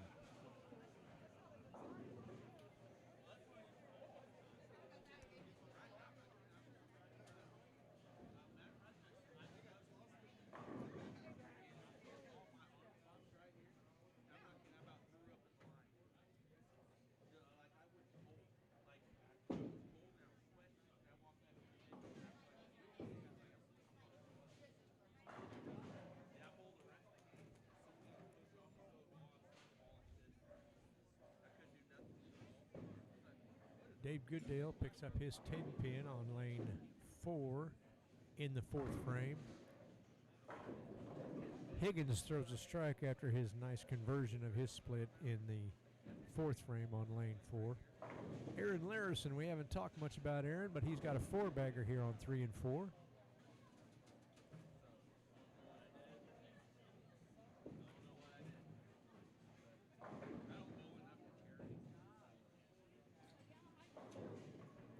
Make that a 5-bagger. He has not been doing too much here today. What's he got? 226, 201, 190. So he could stand for have a nice game here.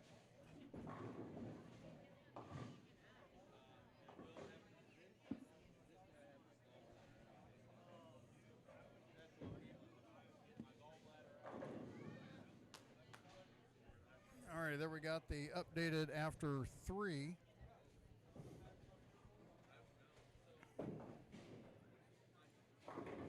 Mr. Kovac just finished his 5th frame on lane 4 here on lane 3 and 4. And he is sitting with a strike, spare, and a 3-bagger.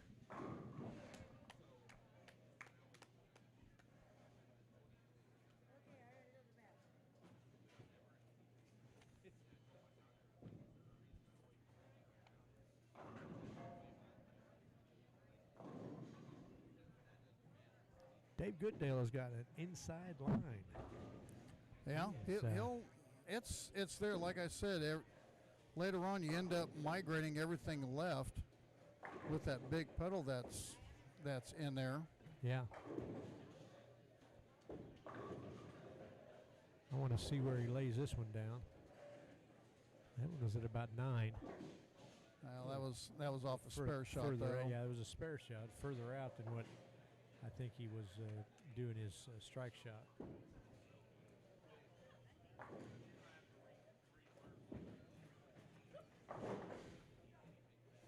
I tell you, Ryan, I look at these guys, some of these younger guys here, and some of them are getting the balding heads.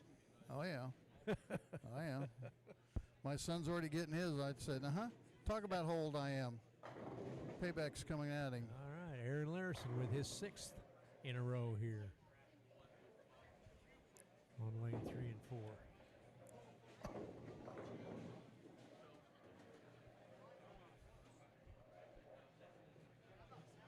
Ryan Brown on 5 and 6. Started with a strike, then a spare, and now his delivery in the 5th, he strikes. So to make the cut, you need to stay about a 230. It was 71 over after 2. Now you're at 106. So you're looking at about 35, your cut differential. So 230 is about the number where you want to at least hold par to make your cut. Trying to see everyone's at already in the 8th frame on 1 and 2. Yep.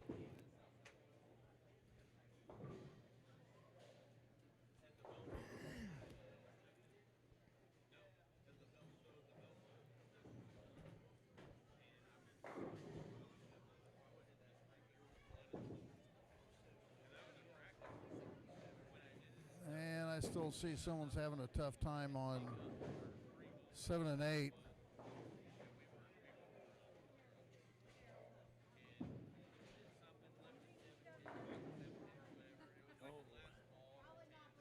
Roger Murphy with a 10 pin on lane 3.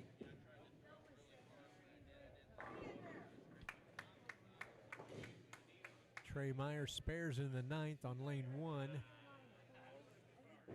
Well, he can go off the sheet for 24, yeah. Yeah, it's not going to hurt him too terribly bad, but it's when we take a look at game 4. Look at 230-35. Well, when we take a look at game 4, yeah. Game 4 was kind of the lower ones, but there was a lot of more consistent on the top 8. You had a 43, 45, 59, 45, 48, 37. So that kind of goes about what I was saying about 35 is your target number to kind of hold par of staying in the cut. Right, and he would be 10 off of that pace.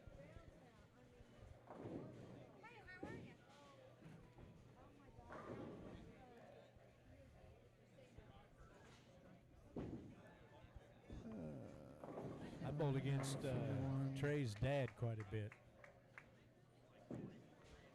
He was a fair bowler in his own right. His father was.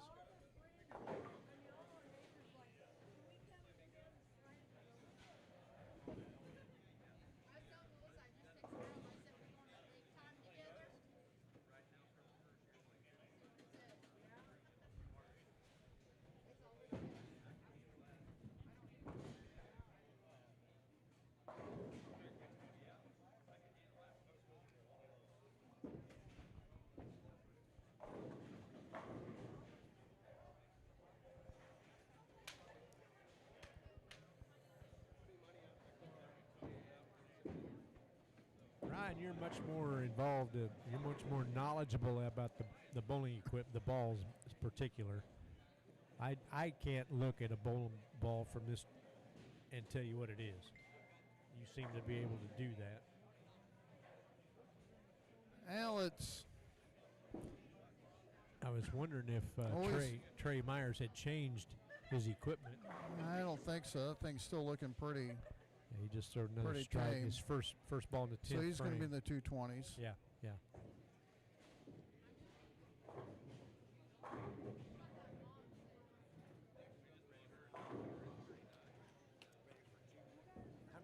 Got the front 5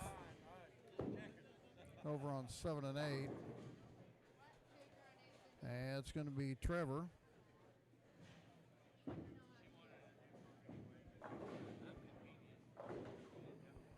Ryan Brown on, stick a 4 pin. Is that what that is, or a 7? That's a 4. 4, okay. Yeah, it's kind of motioning like he got a little bit off with his footwork. Trey got the Greek church on lane 2. Well, that's a good place for it. Oh, and Aaron Larison trips out the 10 with a little kiss for his 8th in a row. That's not bad. And we have 6 in a row on 7 and 8, but we'll get back over here.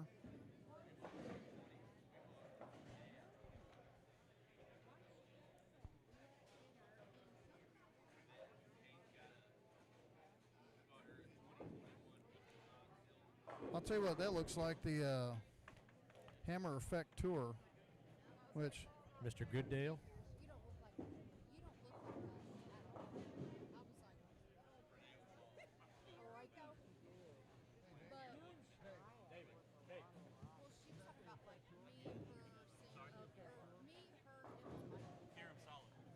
Oh, Theorem Solid. You know, I've heard some good stuff about that ball.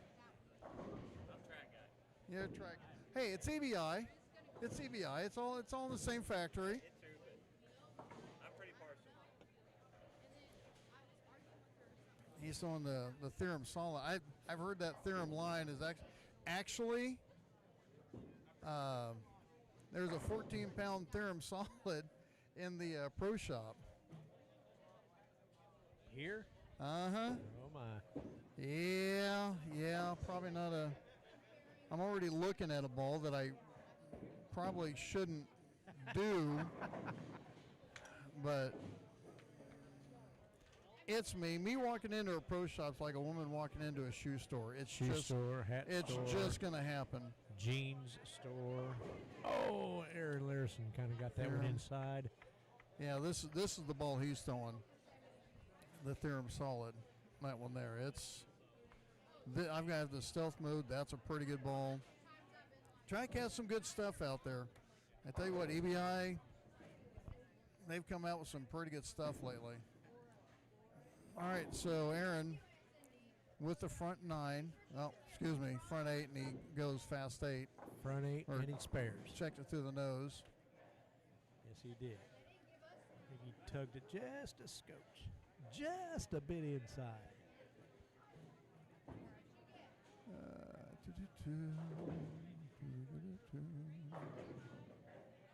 Oh, Staples stuck a 10 pin. No, he got it to carry. All right.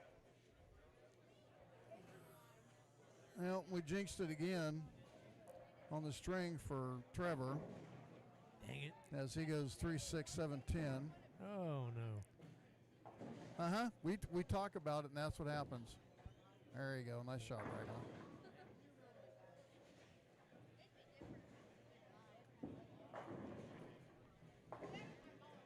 Goodale, Dave Goodale. Off the sheet for 33 for Dave now. Let's see if Aaron can bring something back here and make this a nice game for him here. He could use it. He could use it. He's down there in 16th position right now.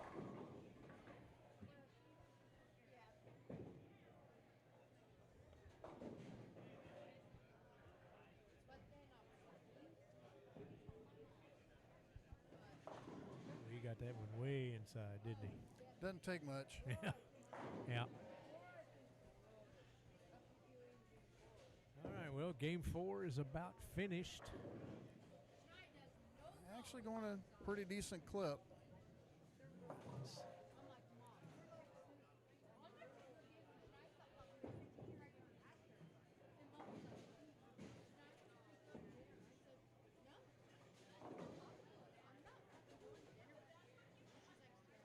All right, Aaron can strike for 266. That won't hurt too bad. That will not. He was setting 16th, so yeah, that'll help a bunch. Yeah. Mr. Higgins here in front of us, off the sheet for 27, and that's not gonna. Oh, nope, not gonna happen. Well, not a bad game for Mr. Larson. 65.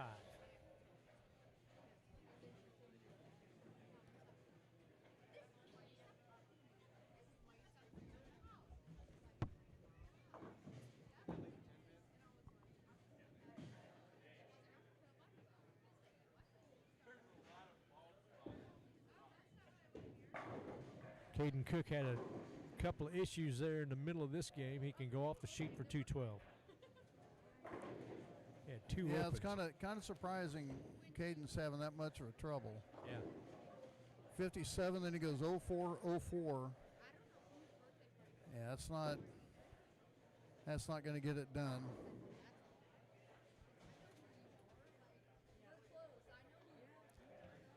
Looks like we have some lumber out of position on lane 3. Center I owner never worried about it. Brad Lingle will go down there and take care of that for us. Yeah, it never did bother me either. And I had guys that would wait. I can hit it whether I try or not. So. Yeah. They would wait until they run down to go behind there for me to deliver. I said, "Go ahead and go. You're not. Yeah, If I'm concentrating on my mark, I'm not going to see you. So go." I'll tell you the worst thing, the worst lack of attention I had is blowing the regional in Raytown at the old Laurel Lanes, and I'm throwing the ball either on 2 or 3. And I remember, and the house is basically done. We're just finishing up, and I'm throwing I think I'm throwing my fill ball or first ball in the 10th or something. And out the corner of my eye, I see a ball go down lane 12, and it startled me. I'm like, "Are you kidding me, Raglan? What? You'll put blinders on you like a thoroughbred." Yeah, Jeez, yeah. Louise. Yeah, I wasn't too satisfied with myself after that.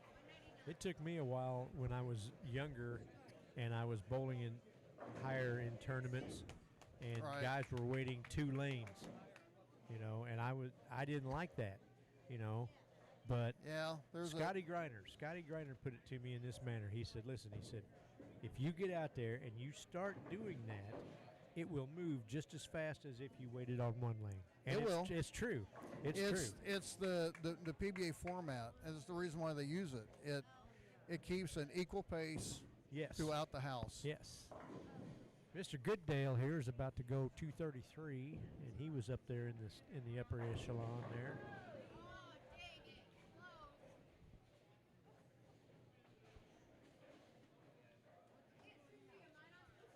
Whoever the D player is on lane 6 just shot 36. Oh.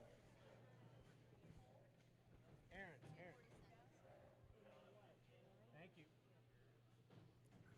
See a thumbs up. Well, I didn't want him to take his chewing gum paper. Oh, okay. You don't want that one. Go ahead. Well, go ahead. You can throw it away. Oh, well, that's his. That's his personal paper. You can put your gum in that one too.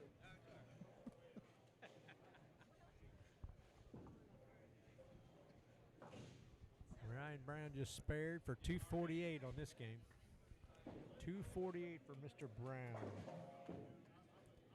That'll help the cause a little bit. That certainly will. I didn't see what Myers threw, but that should put Brown back in the squad lead. So I can't remember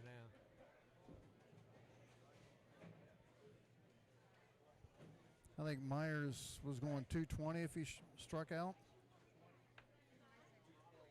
Yeah, 212. Yeah, 212. Yeah, So 212. that'll put Brown back in the squad lead. Yeah. Yes, we are. Hello, Dennis.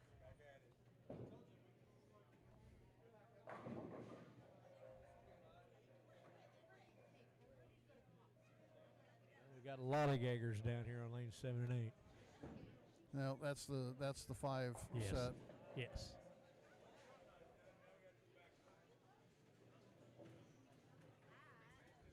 BL. Come on, BL. Yeah, 30-60 Brandon north. Leibel's not having a good day. He can go off for 190 if he does. He's wanting to go off to get out of here. Yes. Now he's on the Bionic.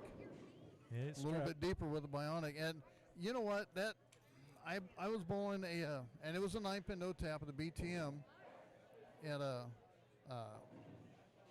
in Baton Rouge last year, and I was trying to throw my Zen U because it was a pretty skinny pattern, and I kept either getting it high or not getting it to recover, and I'm like, the lane wants to hook, let it hook.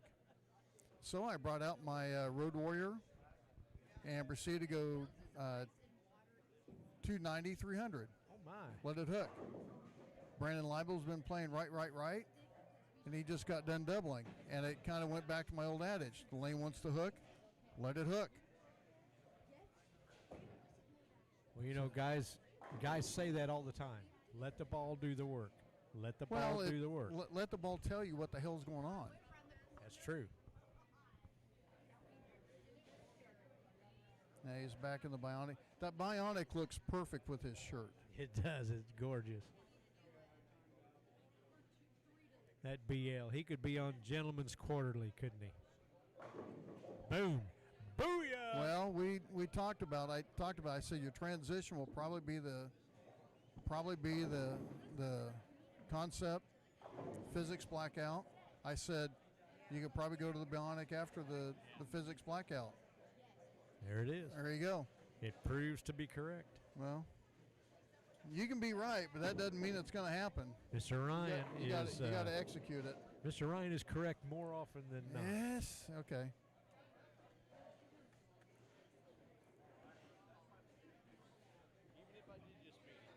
Yeah. Most of them won't believe that. As we're heading into Game 5.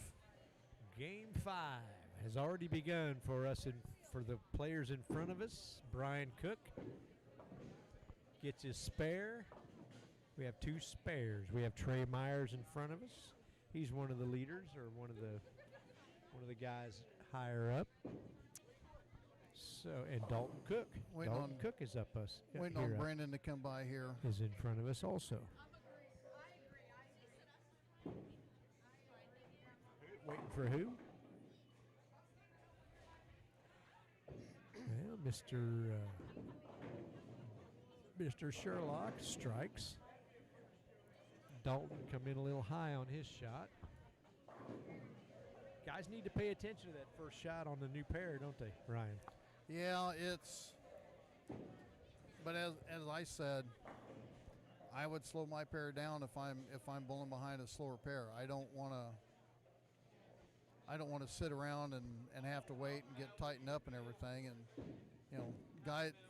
and everyone reacts different. But man, I've seen some guys just sit down, and I'm like, what are you doing? Yeah. Well, I'm sitting down waiting for him to get done. Get up, keep moving. All right, I'm bowling the same competition you are. You're not on my team. And then they sit there and throw their ball. Oh, I hate that first ball after waiting. You don't say. Well, there you go. Stand up and keep moving. Yeah, Brian Cook Dimwit. delivered that ball, and he shrugged and didn't care for it, and it struck for him. So perhaps he learned something from that. I hope he did anyway, huh? Yeah, I threw the ball wrong. I threw it bad. What's going on? Who's the first bowler on lane 8 over there? Do you know?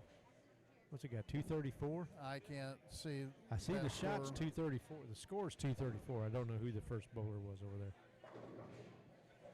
Yeah, no idea.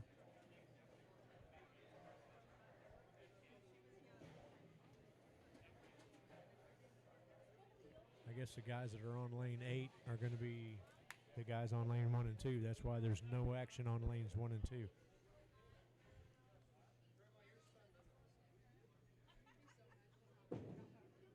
Jeremy Snipes. And Dennis fires off his second one here on lane 3 and 4. Look at the message on lane 1 and 2, Ryan. Yeah, yeah. I can give the same message to the one they send in nationals. Yes. You know what you can do with that, right? Yes.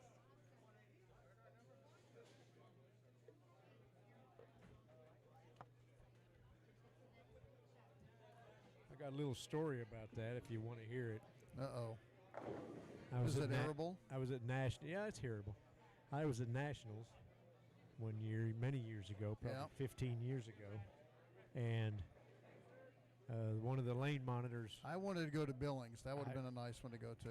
I was at Billings. Yeah. I don't know which tournament this was, but I'm almost always the leadoff man. Right. So I'm not getting up to bowl, and the arrows are pointing at me. And the lane monitor comes and tells me, says, you need to get up there and bowl. Well, I was kind of waiting for the next side, to get caught up with us. They didn't like that. No, it's too bad. When the arrows come to your name, you can get up and bowl. Guess what? I'm bowling.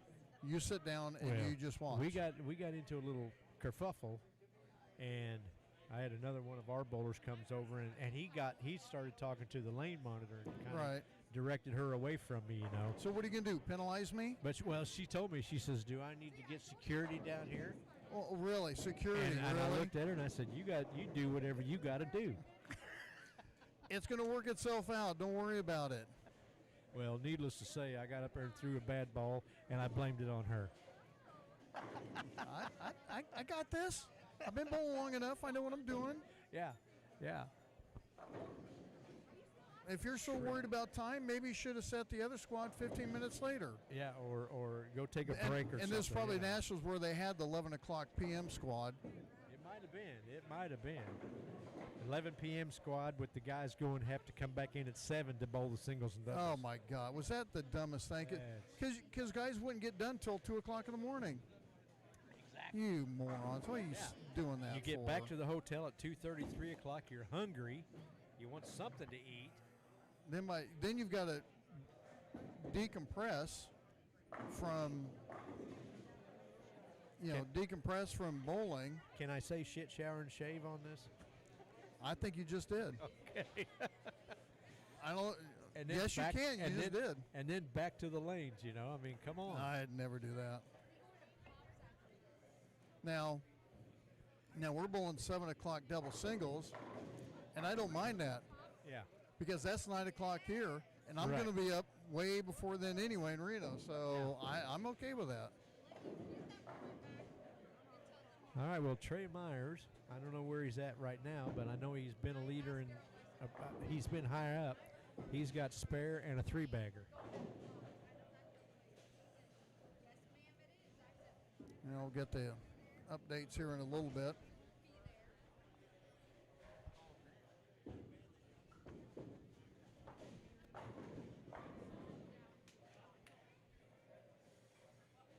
I had to calm some girls down behind us. I could hear them through my headphones. Really? Yes, right behind me. You think it's going to work? It better. It's not. I'll take a belt off to him. That one over there. No, never mind.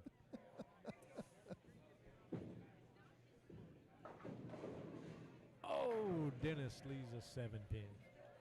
What can you do for a 7-pin, Ryan? If you're a right-hander, what can you do for a 7-pin? Pick it up and throw it better this next time. Well, the 4-pin just looked like it went. Like that, probably went high. It could have been. It was in my way. I couldn't see. So. Yeah.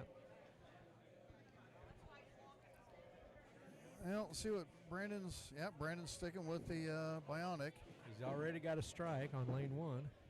Well, I thought he threw something different. And update, Ryan Brown back in first. Yes. Mr. Goodale. Plus 178. 161 over is Dave Goodale. Trey Meyer down to third at 153. Plus 97 is Dennis Sherlock. Jeremy Snipes at plus 94. And plus 88 is Shannon Staples. Shannon Staples, I had a lot of history with Shannon. I used to run the Greater Midwest Men's 700 Club here in St. Joe, Northwest Missouri. And I ran a lot of tournaments. 700 Club, and you just got done saying shit, shower, and shave. All right, just check it. Right. And I ran that tournament for years and years, and I'd have 5, 6, 7 tournaments a year, you know. But Shannon Staples, he was a little difficult feller to deal with at that time, but he bowled well. And we continued to let him in the tournament. All right, let's see what we've got here. Well, Trey Myers, he did 8 spare, then a 3-bagger, now 9 spare. I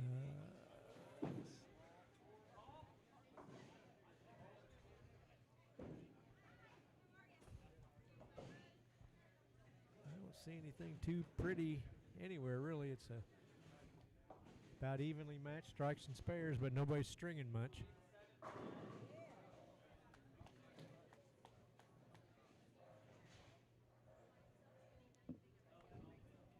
Ryan is doing his gazintas. 2 gazinta 4, 4 gazinta 8, 8 gazinta 6. And he'll come up with a... Jethro Bodine calls that deciphering. He'll come up with the standings for us. Compared between the 2 squads.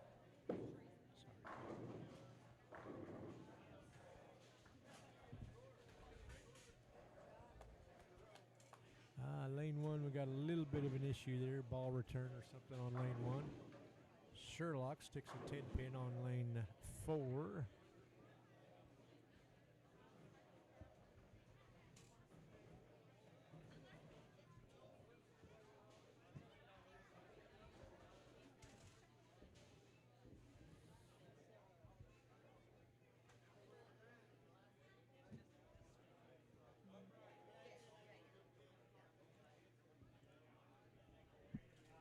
All right, there's your standings after 4.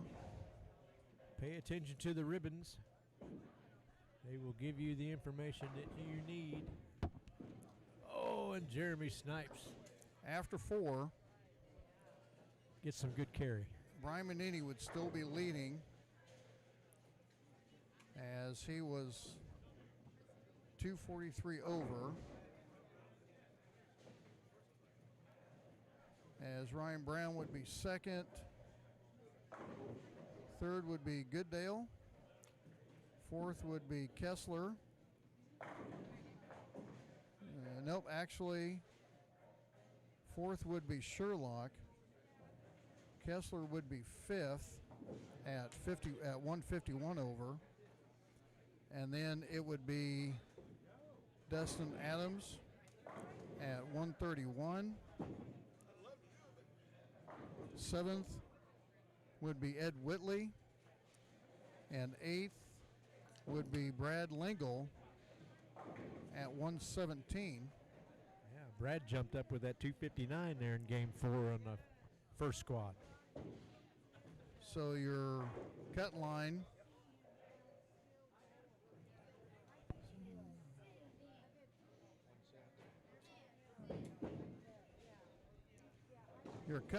actually went down a little bit and only went up 19 pins.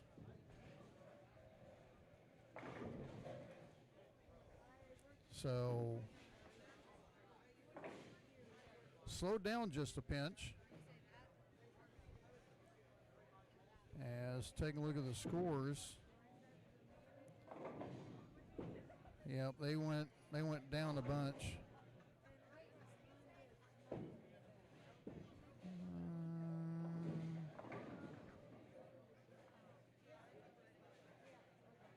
Wow.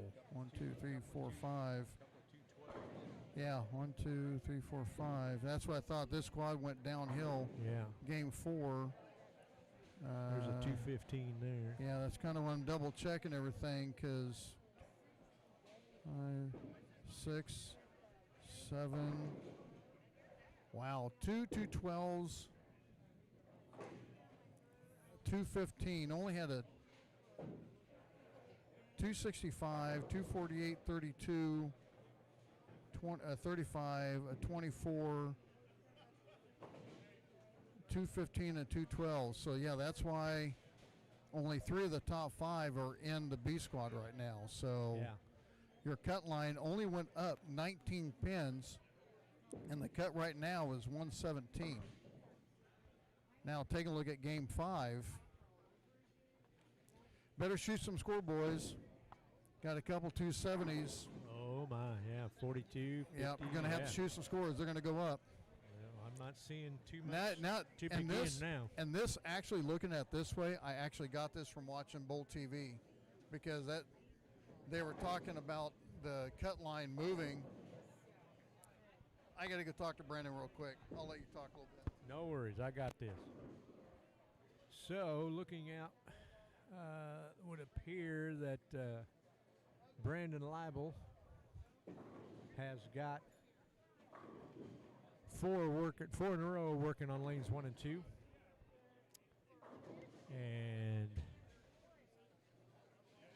there's just not, here's a string here on lane 5 and 6. Lane 5 and 6 has got a 3-bagger working.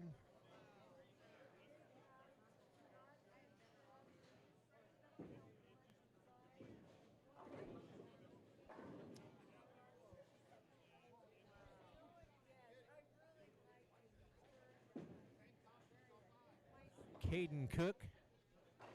Oh, lane 8 sticks a 10-pin. He had a 5-bagger working there.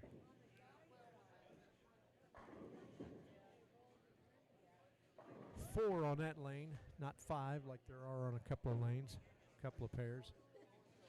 Yeah. 1 and 2 have 5, and lanes 5 and 6 have 5 also.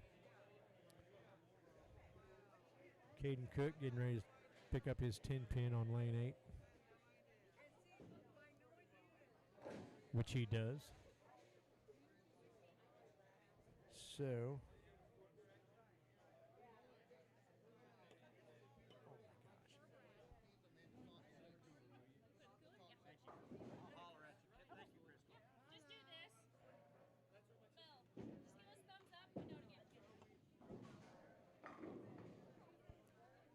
Caden Cook had a run going there. He had a 5 in a row on 7 and 8, but he stuck a 10-pin, but he picked it up. Gooddale, Mr. Gooddale sticks a strike in there. He had, well, he's got a couple of spares. One of the spares was a split conversion on lane 5 and 6. He's six frames into that game. Trey Myers in front of me has a 2-pin to pick up on lane 3.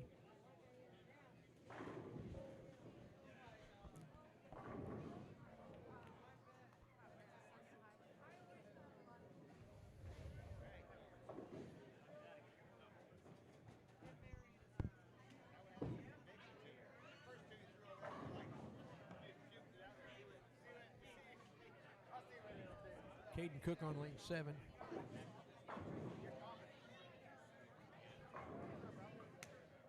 Caden Cook follows up his 9 spare with a strike.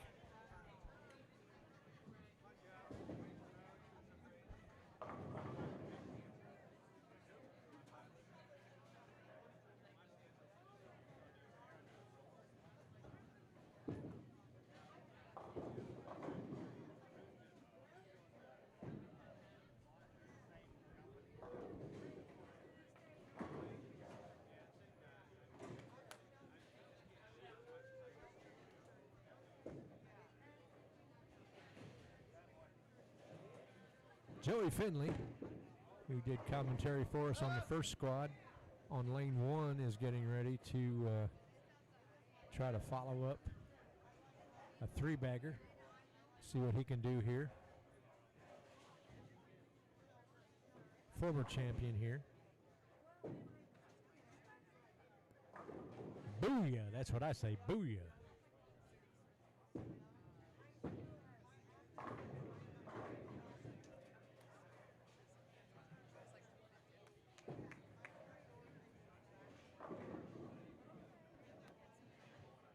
Jeremy Snipes fires up his fourth on lane 1 and 2. He's got spare and 4-bagger. Trey Myers, 187 in the 8th. 9, he's got a 2-pin to pick up. Oh, Brian Cook, 6-pin into the channel, did not come up and get the 10. He was working a double.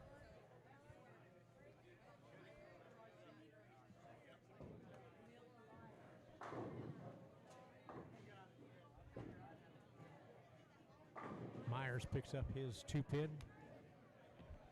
Sorry about that. I had to had to text my doubles partner for nationals. He was talking about how he lives in New Jersey. Him and another guy that goes with our group was practicing last year's team event with at one of Johnny Petraglia's centers up there. And they put down last year's team event. He says, I've never seen Violet change so often. And I go, well, yeah. But you got to remember that the setting, the oil, and all that is totally different because they use Glide, which made the whole thing feel like mush across the lane. Violet is a pattern. Do what? You said violet. Is that a pattern? No, the pattern that they used for a team event at Nationals last year. Oh, okay. And I told him, I said, well, they used Glide that made the pattern feel soft all the way across. I mean, there was no distinct area. It Glide like is a oil. It's a type of oil. Okay. Yeah, they have fire, ice, Glide, and a bunch of different ones. Okay. Glide is fire, has a less viscosity, which means it'll. Missed it on the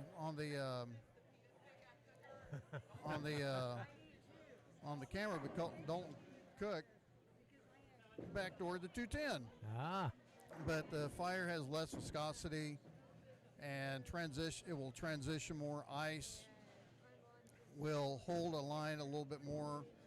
Glide, to me, it felt like it was greasier, like it wouldn't transition more. It had more viscosity to it, so it wouldn't allow for a burn up, or you really had to try to get a shim on it.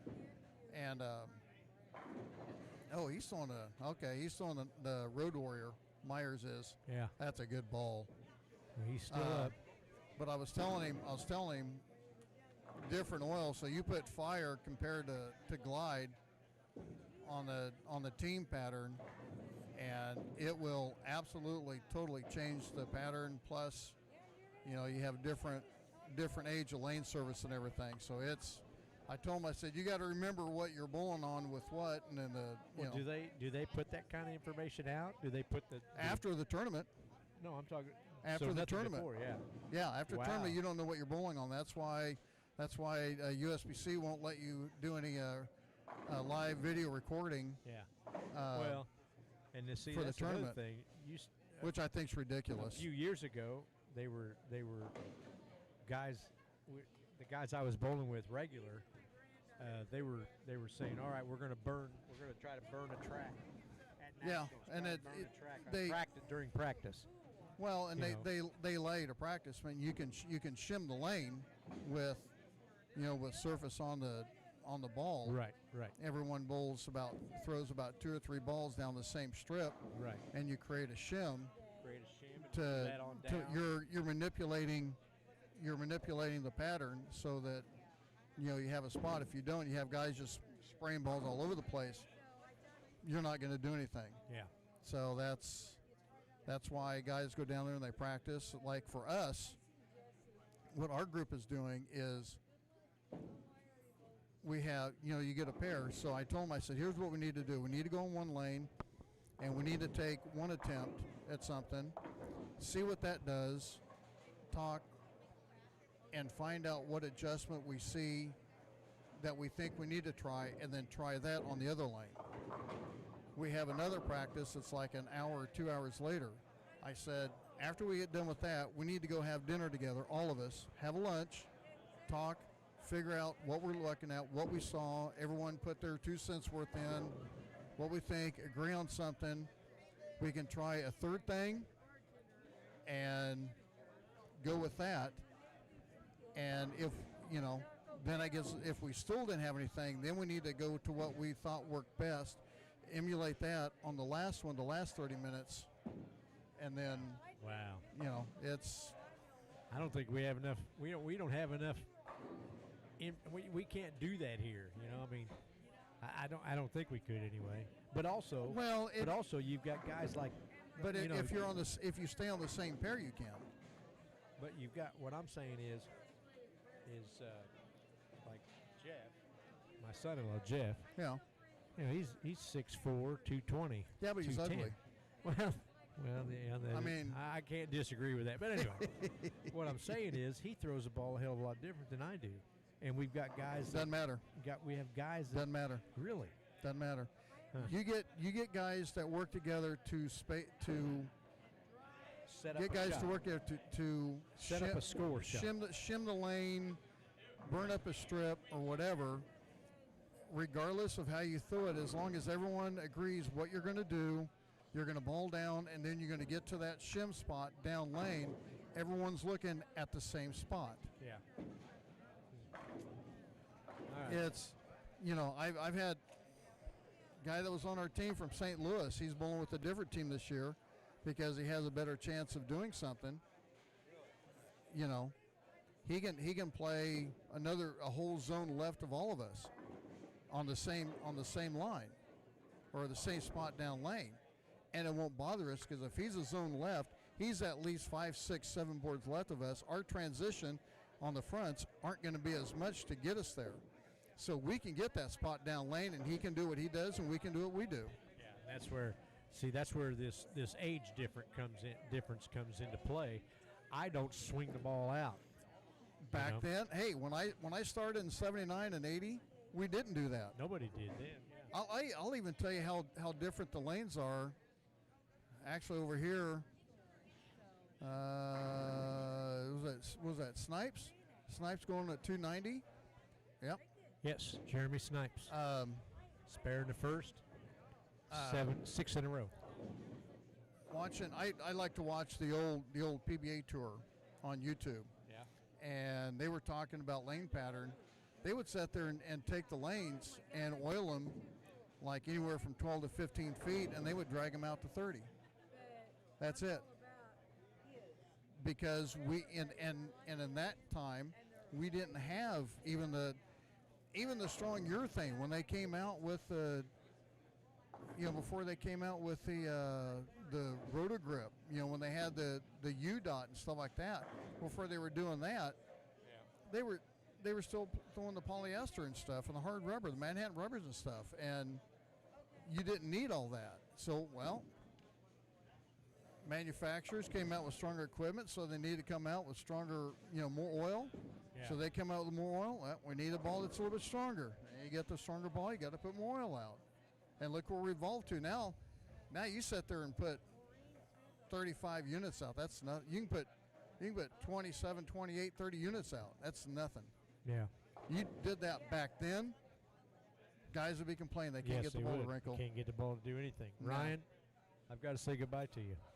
Later on. I appreciate it. It's been fun. I didn't drive. I rode up here with the son-in-law, so I have to. What? He wants to go? Yeah, he's got to go. We have a wedding and a wedding reception to go to. He's not gonna remember the wedding when he gets done. It's not his wedding. It doesn't matter. He's not gonna remember the wedding. That's not why he's going to the wedding. Anyway, he's not going to the wedding to go to the wedding. It was a pleasure doing business with you today. It was fun. Yeah. Nice job. All right. Appreciate the help. Hey, no worries. Bill Long has been joining me. You can send that other guy back here since you're bailing on me. You can send him over to fill in. See if we can get Jesse Campbell over.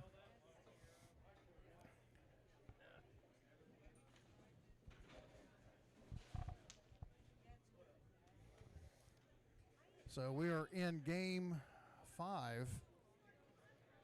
And as I said, we're going to have to, they're going to have to see some scores, and I don't see a whole lot of scores that are going to match what they had on game 5 for A squad. What we had, a couple 270s and 250. Yeah, this is your punishment. Now it's your turn. It's your turn. So you guys,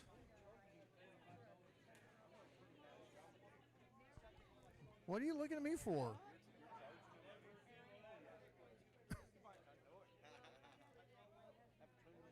You got to turn it on. Hey, did the wife never tell you that? You got to turn it on? That's her job. No! Hey, and that was her job right after you left the room. Yes, yes. It's YouTube. We can say that. You guys kind of tore it up game 5 with a couple 270s, 250, 240. And I'm looking at some of these scores here, and we're not seeing those. Only have 3 from B squad that's in the top 8 so far. That makes an A, doesn't it? That Yeah. Well, you still pass with the B squad. So. You can still pass with a B, but you're going to have to step it up. Wait a minute. Where's my son at? Well, I might have to trip a couple more guys to get them there. So. Yeah, well, there's your B squad after 4. And those scores are actually pretty low. You got a 240 and a couple 230s, 260. After that, 220s and 2 teens are your top 6 scores. You do that in this game, and you're losing a lot of ground. Yeah, like it. You like it, but no, I don't. I'm like a Roger Murphy right now. He's trying to push me out of my place. So. Isn't that his job? Yes, I've watched him throw every time he throws it good and makes a good hit. He leaves something. So yeah. Sometimes it's just not your day. No. Just not your day. But I will tell you, squad-wise, I was there and watched them do the lanes both times. Let them set the same amount of time. So I'm just saying, us A squad bowlers must be a lot better. I know that might be some BS going on. But and here's how I look at it. It's not necessarily that A squad bowlers were a lot better. They scored better. They scored better, but how much different is the transition? Because I'm seeing a different style bowling on squad B than I did A. I would agree with that. And different ball track that they burn up, I'm sure. So. And talking to Brandon, we were talking earlier, with his equipment, and I said, okay, concept. I said, physics blackout, and he just got this bionic, and I said, you could actually probably do the bionic a little bit. Well, he does okay with the concept early, throws a field ball in the third, struggles in 5, 6, 7, and 8, brings the bionic out and the field ball on 7 and 8, and goes sheet. Now he comes over here and he's shooting 250. So, bionic's a good move. Well, I told him, I said, if the lane, if you're not going to be able to play that shim with the way that a lot of guys were in the A squad, then you're going to have to let it hook. The ball wants to move. It's a fresh cover. That's what it does. Yes. And like I told Bill Long, I said, bowled a tournament one time, and I kept trying to throw the Zen U, and I kept going highlight. I couldn't get it just to set up. It's like, okay, ball wants to hook. If the lane wants to hook, let it hook. Change balls, let it hook, and I was money. And I'm like, okay, lane's trying to tell you something. The ball's trying to tell you something. You got to be able to translate and interpret what it's telling you. Yeah, listen to what they're saying. They know. But yeah, Brandon shoots 55, and he's down to 11th. 83. Jeremy Snipes is getting ready Now, to shoot he's going to 260. need something. He's He's 260. 80 out, so that 53 is going to help. But I think that might be the highest score. Aaron Larison had 69 the last Okay, game. that'd be about the two highest ones. So Yes. but like I said, they needed to shoot something. Had a couple 270s and a 250 in the A squad on game 5. So you're going to need to. Now's not the time to, settle back. Yes.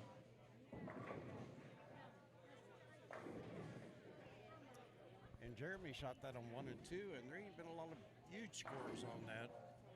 Well, at least the A squad. Anyway. Yeah, another 67. Yep. So that'll be kind of interesting. Only got 3 out of the B squad in the top 8 right now.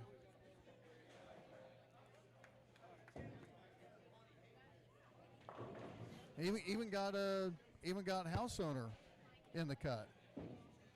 Who? Oh, no. He's like 11th. Talking about Brad, right?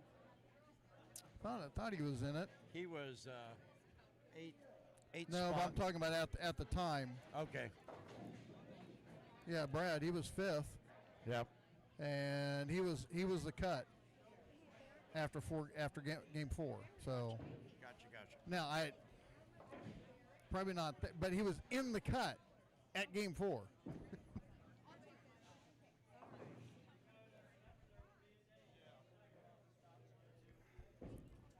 So we'll switch this over and get the.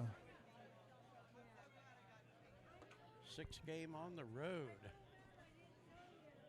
Oh.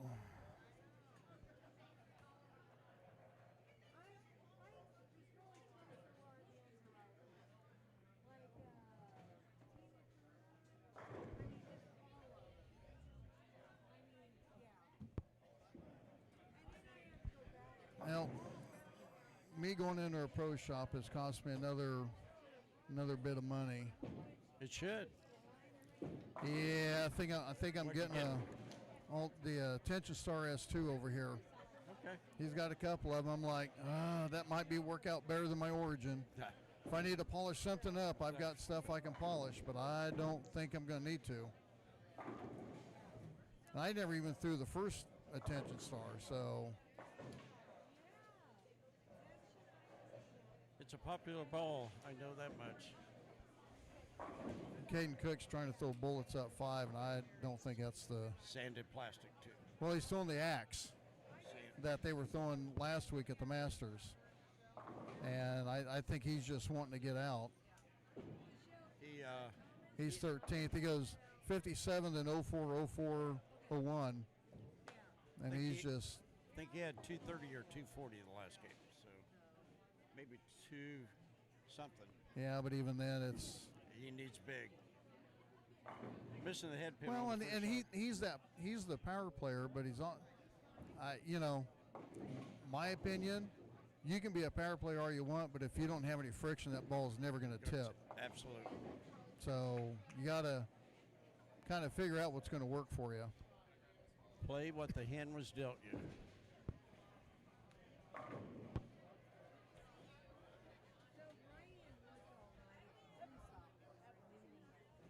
So you're going to come to the casino with me?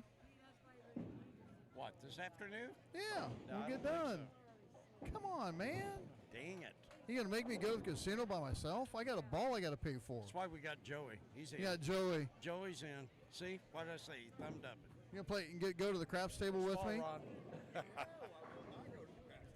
The mini. Have you seen the mini craps table? I love it. I love it. You can say. I mean, it's just. You know who else loves it? The guy up on lane 4, Errol Cador. He likes anything mini. Ah, Yeah. wow. Little Amish kid. Oh, really? Come Yeah. on, man. Huh? Oh, is any? Yeah, absolutely. I'll tell you what. If I want a house built quick, I'll call the Amish and they'll get that shit done right quick. Oh, yeah, he would. Garage, everything. Yep. Have you ever seen the video of them moving a barn? They do it well, don't they? No, but have you seen it? No. Literally, all of them around the whole thing will lift a barn, and all you see are these legs moving. That's cool. I'm dead serious. I've That's seen cool. videos. That's cool. Bang. Oh, shit. Well, it looked good. It's YouTube. All righty. A new leader.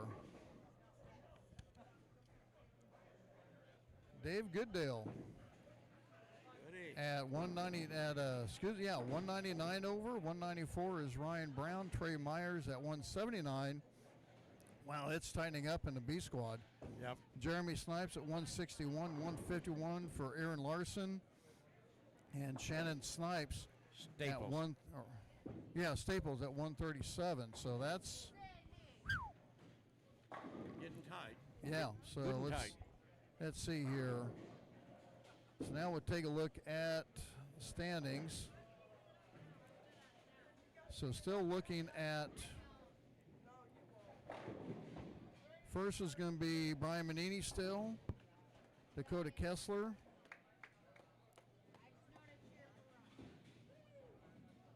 and then Dustin Adams. Then you're going to have Dave Gooddale. At fourth. Yeah. Ryan Ryan Brown at fifth. Ryan Brown, Trey Myers, Jeremy Snipes, and then in by one pin right now is Ed Whitley, and one pin out is Aaron Larson. That got closer, didn't it? It did. A lot closer. So now your cut is plus 117.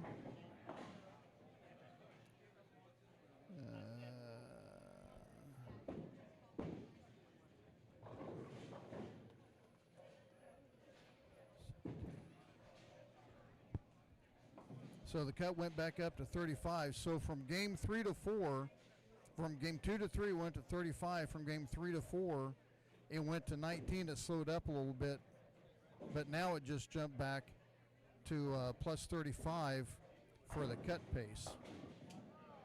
And taking a look at some of the scores, had a 67, 69, 55. So they answered a little bit. 55, 49. What, 38 and 37? Yep. Looks Yep. like. So they answered. They did. They caught up. So right now your big transition, your key transition is game 4 to 5 or game 5. I saw a hand motion. This is my guess. No, that actually. Hey, now you're talking right there. Tell Becky to start after so many games overall. Oh, because she's giving us a sheet. Oh, but she ain't announced it. So what the I cut is? stopped her doing this. So we are in game 6, and I need to get this. Excuse me. You little bitch. I'll let you talk while I type this up real quick. All right. Mr. Leibel just threw another strike. Easy on the Mr. part. That's all about his mom and dad. Great people. Whole family is. His son's a chick magnet. That's why I hang around him. So this is going to be very interesting on top 8. Maybe on top 12. I really think top 12 is going to be extremely close. So then Errol's a little short on his bowling score. His bowling score.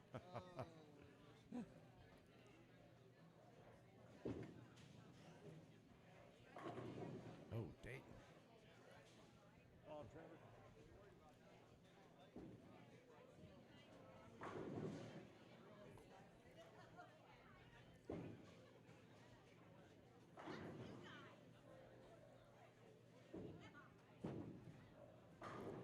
The Joey. Oh. Way to get that 5-7 out of there, Joey. Okay, 4-5-7. Way to get that out of there. Thing of beauty. I'm impressed.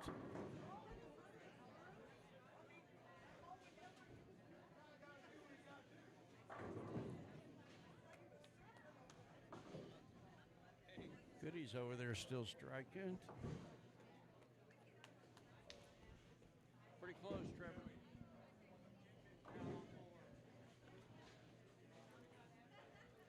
Joey's your brother-in-law hollering at you? Bit.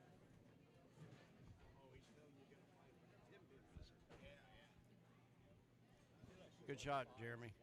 Got 10 out. He said I should have left at 5. He did? Yeah, I thought it was 5. He's a prick like that. It's nice of him. It's your favorite brother-in-law, though, isn't it?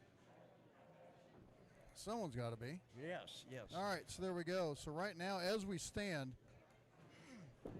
heading into Game 6 right now, your tournament leader, as of 5 complete, that's not counting.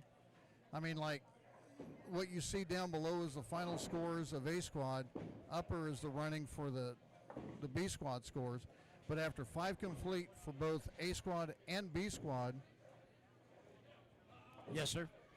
So this was I'll be up there in a minute. So is that what you want me to announce? Right now, after we just finished the fifth game, Hold on a second. after 5 games, the cut line is plus 149. Plus 149. Right? Plus line is 149, right? 152. Hold on a second. I don't know because I probably got off.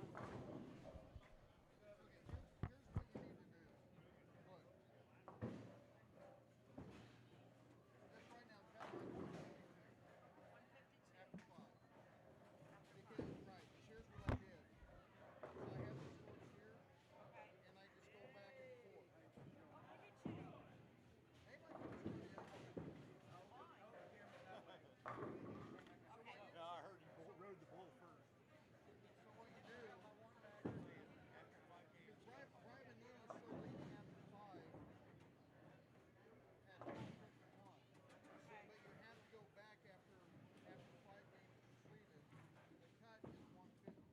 After 5. All right. Okay, that's what I did. Cut line 150 after 5. All right. There's a method to my madness and it works, right? Absolutely. It's working. Becky was impressed, by the way. She goes, well, look at you. And I'm like, yeah. no, it's when you look at, as long as you have the paperwork and the numbers, It'll all work. you start understanding how it works. So right now the cut line went up 35 pins, meaning if you shot 235, you went with the pace of the cut. Yes. Meaning if you didn't shoot, instead of shooting 200 for par, your par line for the cut is 235. So if you shot 230, you may be 35 over for your total score, but you're -5 on the cut line. Exactly. Exactly.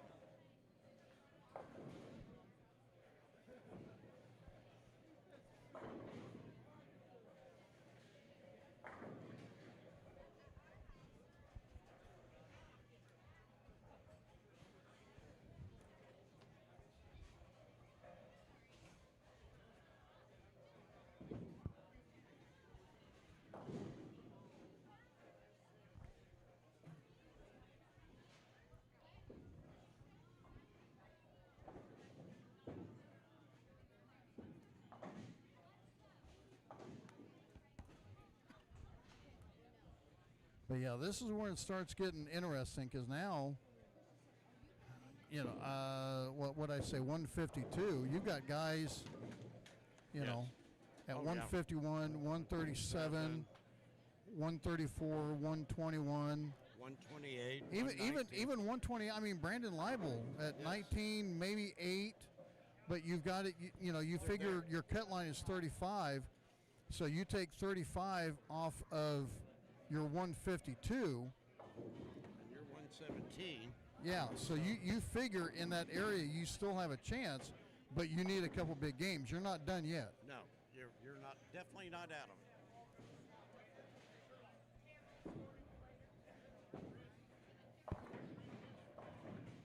And Jeremy Snipes has been, he's been coming up there. His last few games, he goes 267 the last game, and nothing huge since his first game, at 252. But that 267 bumped him right into the cut. And he can play. And he's got the front four right now. And he's going to keep every shot and play the rest of the day. That's who he is. And that's what this pattern did, and I'm sure you guys kind of saw that. You know, once you bunch moved in, Just throw that, all he's doing is he's playing right up that oil. Yes, he's throwing Because at it instead it's- of away from it. That is exactly what he's doing. Yeah, there's so much oil on the inside to get the ball to set. There's no way it's going to hook off the pattern. No, it's not going to jump. He on the just has to backhand make on sure he keeps it on especially line. if he throws it at it. So, and he does that. So that's awesome. And he bows league here. And he I mean, does bow God league. forbid. I mean, Brandon Leibel, what, 0.3695. You know, he busts out if he goes sheet for 58. You know, that's going to do something. It's right there then. And he can do that a lot. Yeah, he got that one too steep. And get the ball to set up soon enough. He's been fighting it today. Take a look at the scores from Game 6. There was a 279 in the A squad, but after that, he got 50, a 40, and a 30. So yeah.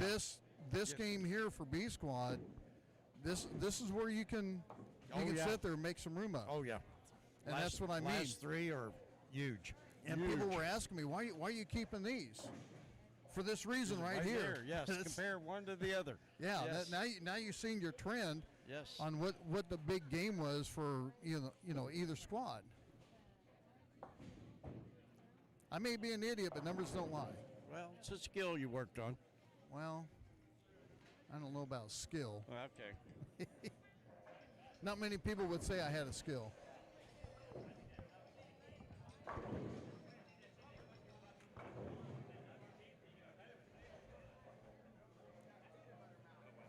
Trying to see about some of the scores. 190. What do we got? A 79 possibility on 7 and 8. Yep. Oh, wow. I didn't see who that was. So that's depending on who that is. That could make a huge difference. Larson, if he strikes out, Larson go 27 if he strikes out. I think that's Anthony Kovac that's got 279 going. I'm not Okay. swearing to it. Now Larson go 20, so that's only going to give him 170. So that's not gonna help him too much.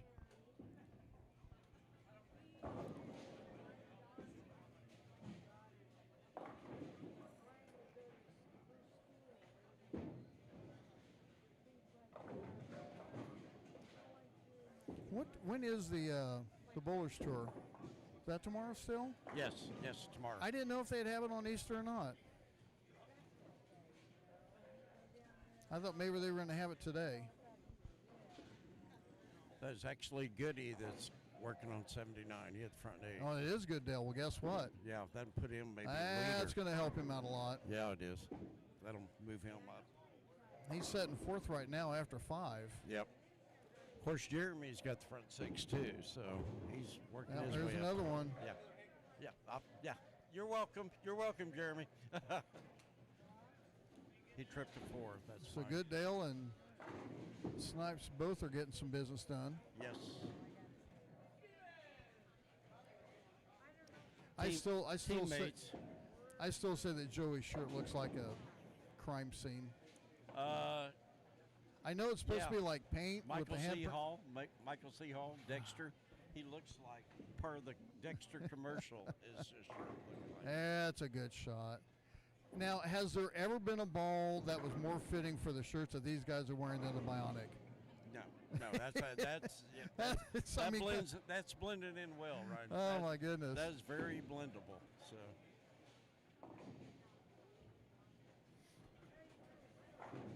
I think Goody's shooting 270. I think he threw the first 2. And, already done. 79. Nope, 68. Close enough. 68 had the spare. Yep. Still waiting. That's still good in that position because right now that'd be number 2 high. Because Goodale right now, if he goes 68, that's going to put him at 267, and that would put him over Kessler right now. Gotcha. after 6. So that's a huge game right there.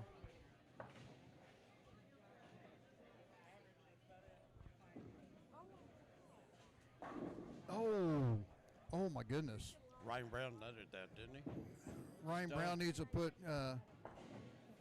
crime scene tape around that Yeah. 8-pin. That you know, was- and he is a police officer, and That's why I said it. yeah, I didn't know he was, but I'm Yeah. like, that's just fitting. There's a it's the one you don't want to get pulled over That's- if you want to no. be mouthy. That's right now. I get in trouble for violation of an 8-pin because I'm gonna that thing's not gonna live very long. Wow, that was pretty vicious. yep. And looking at where he's at, he needed that big time. He can go 5 or 219. Yeah, Now that he's just down to that would have been a only big 8, strike. Yeah. yeah. He went from 240 to 220 in a hurry. So yeah, that didn't help him none. nope. That one's going to hurt him. So in one fell swoop we go from Goodell that shoots 268. That's going to help him huge. And Ryan Brown, if he sheets out, he's going to go 199. And that's Not what they were whi- expecting. yeah, which makes a huge difference from if that 8-pin would have carried. Oh yeah, huge difference. And we got what we like to call the dream team here, and all 5 of those guys are in contention to Yeah. make the Well, there cut. was only 3. There was only 3 in the B squad that was in the top 8 after game 4, and after game 5 you're back to 4. right.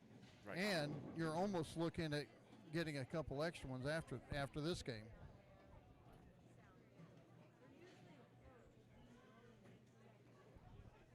Frost advisory for St. Joe tonight. Are you kidding me? Dang. Frost advisory. Oh yeah, I was supposed to get in the 30s.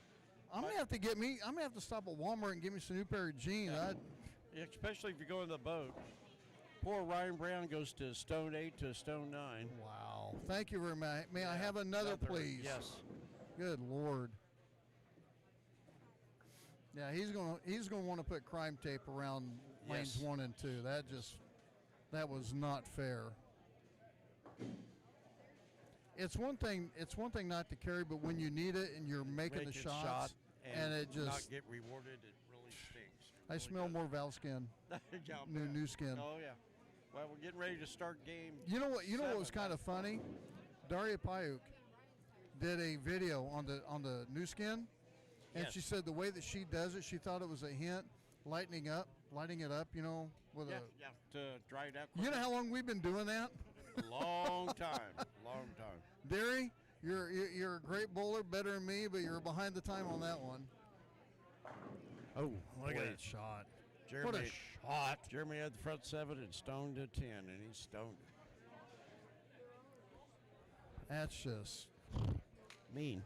that's not nice. So and I can ask Brad about this, just out of curiosity. Is he planning on resurfacing anytime soon, or doing an overlay anytime soon? We're going to pull lane finish the 20th of this month, I believe. And he needs a resurface. He knows Okay. that. Very No, I very- just yeah. the reason I ask is, does Jayhawk still do that? Yes, they do. Okay. The last time it was done here, which I want to say was 18 or 19. Really, that long ago? That long ago. But I Wow. pulled finish here every year. So that. So and that so they has- put a layer. Is there, what you do is rough it up, and then you put the top coat back on right over. okay. So that'll last for a period of time. It's not something the old lacquer that they No. they no. pulled down. It's an No, no. actual physical. Yes. So this is like the Invisi Shield or whatever, if you want to Except talk for about. it's a liquid and doesn't take long to set up. So And they can get this done in a day, so it's not like We will do downtime that. is going to be. right, we do that in a day, and they like total.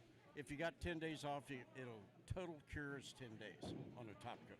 In 10 days? In 10 days, Okay. that's a total cure. And Okay. We're talking about doing it the 20th, and then we go to nationals. And by the time their summer league start, it'll be May, so they'll have Okay. probably 2 weeks before without any bowling on. So Okay. Oh, I really don't need to buy another ball, Jesse. I know, but they're It's fun. nationals. They're fun. But I know I'm going to end up buying another ball when I get to nationals anyway. That's the problem. They always seem to have a used ball that I'm wanting. They actually had a Pearl Ninja that I was just going to here, but it was 15 pound. Damn it! I looked at Russ Pine or Russ Pine. I'm like, what are you doing? Or West Pine? What did I say, Ross? I was looking at Wes. I go, 14. Change the weight, 14. And he walks over the pin. 14. There Of we course go. you did. There you go. That's anything for sale. I like it. Yeah, Wes like Pye is a great guy in the Storm booth. He's, known him for years and actually met him when Go Bowling sponsored a race out at NASCAR, and Chris Barnes and his kids were doing exhibitions on the makeshift lanes that they had. And got to meet him over there, and he's a pretty good guy.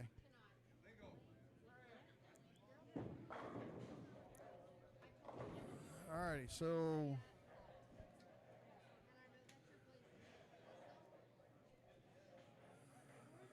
getting ready for Game 7 as they're starting some. Yes. So what, figure 5 o'clock? No, 6 o'clock. I would guess that's a good guess. A little bit before 6. Yep. Kind of slowed down a little bit. It did. They They need to throw more strikes. and B speed this Squad, game well, up. you guys were slow the first few games too, so. We were. We did it on purpose. But it's going to be a little bit slower since you have 2 pairs with 5 on them, so. Right.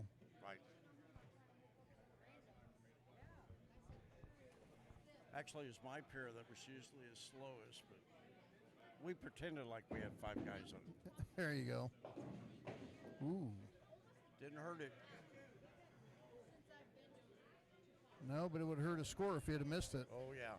Yeah. And he's right on that borderline, so he needs to bowl good. He bowls up here with his family. Everyone on the team normally is Snipes, so all 5 of them on Thursday night up here. Just didn't get the ball right, Brandon.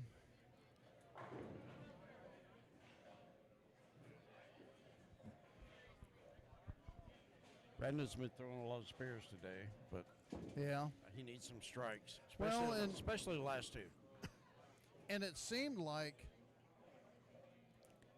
there was more hold on the A squad. I don't know if that was because a lot more guys were throwing at 10 pins and with the spare balls and Carried it going down. left to right for that, but it just seems like that ball there for Kessler was holding for him at yes. that angle. Yes. And this this is his house too, by the way. Well, now look what he's bringing out. What Brandon bring out? Wait till you see the shade of gray on this one. Oh, ooh. Is that your thing? Nope. That was a hand buzzed IQ tour. Okay. I was going to say that looked like some Wait till you at see least the 500 grit on it. wait till you see the oil lines on this one that comes out of the ball return. He could actually move right, but man, he do that with that ball. He's going to destroy the lane. Yep. And it moved early.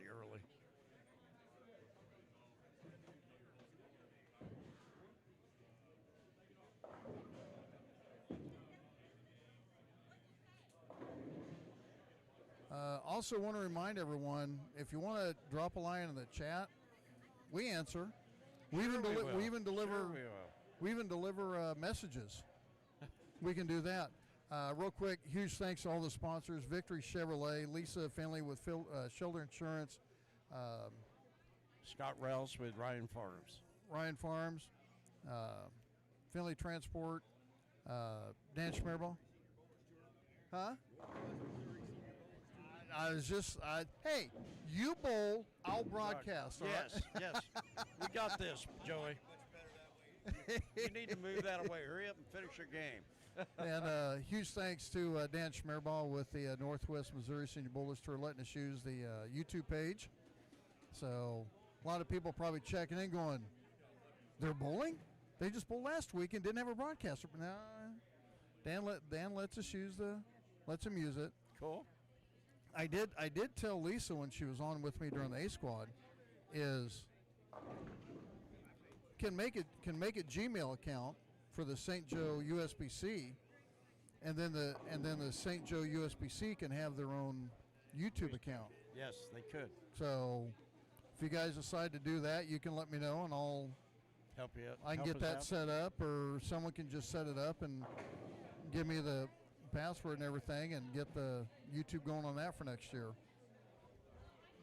That'd make it easier for us. And I'm can sit there and download it, and then put everything on your guys' page later or something. Worked once, it ought to work 3 times, Jeremy. That's going to work well for him. 68, 68er. and that's going to put him 300 over. No, yes, it's 300 over, 200 over. So that's going to Oh, yeah. help him a little bit. That's going to 229. That's get around really- a few guys. Oh, yeah. That'll actually put him in A squad. We'll put him 4th.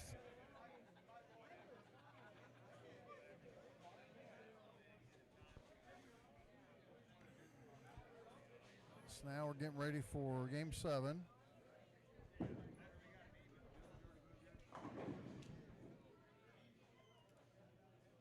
Step it up. Step it up.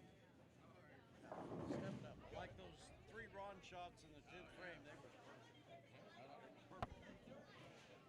Keep her going.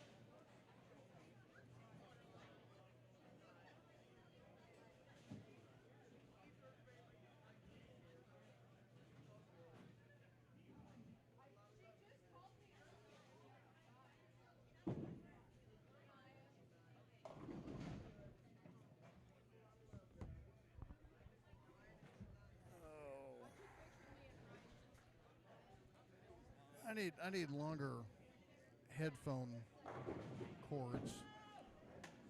Oh.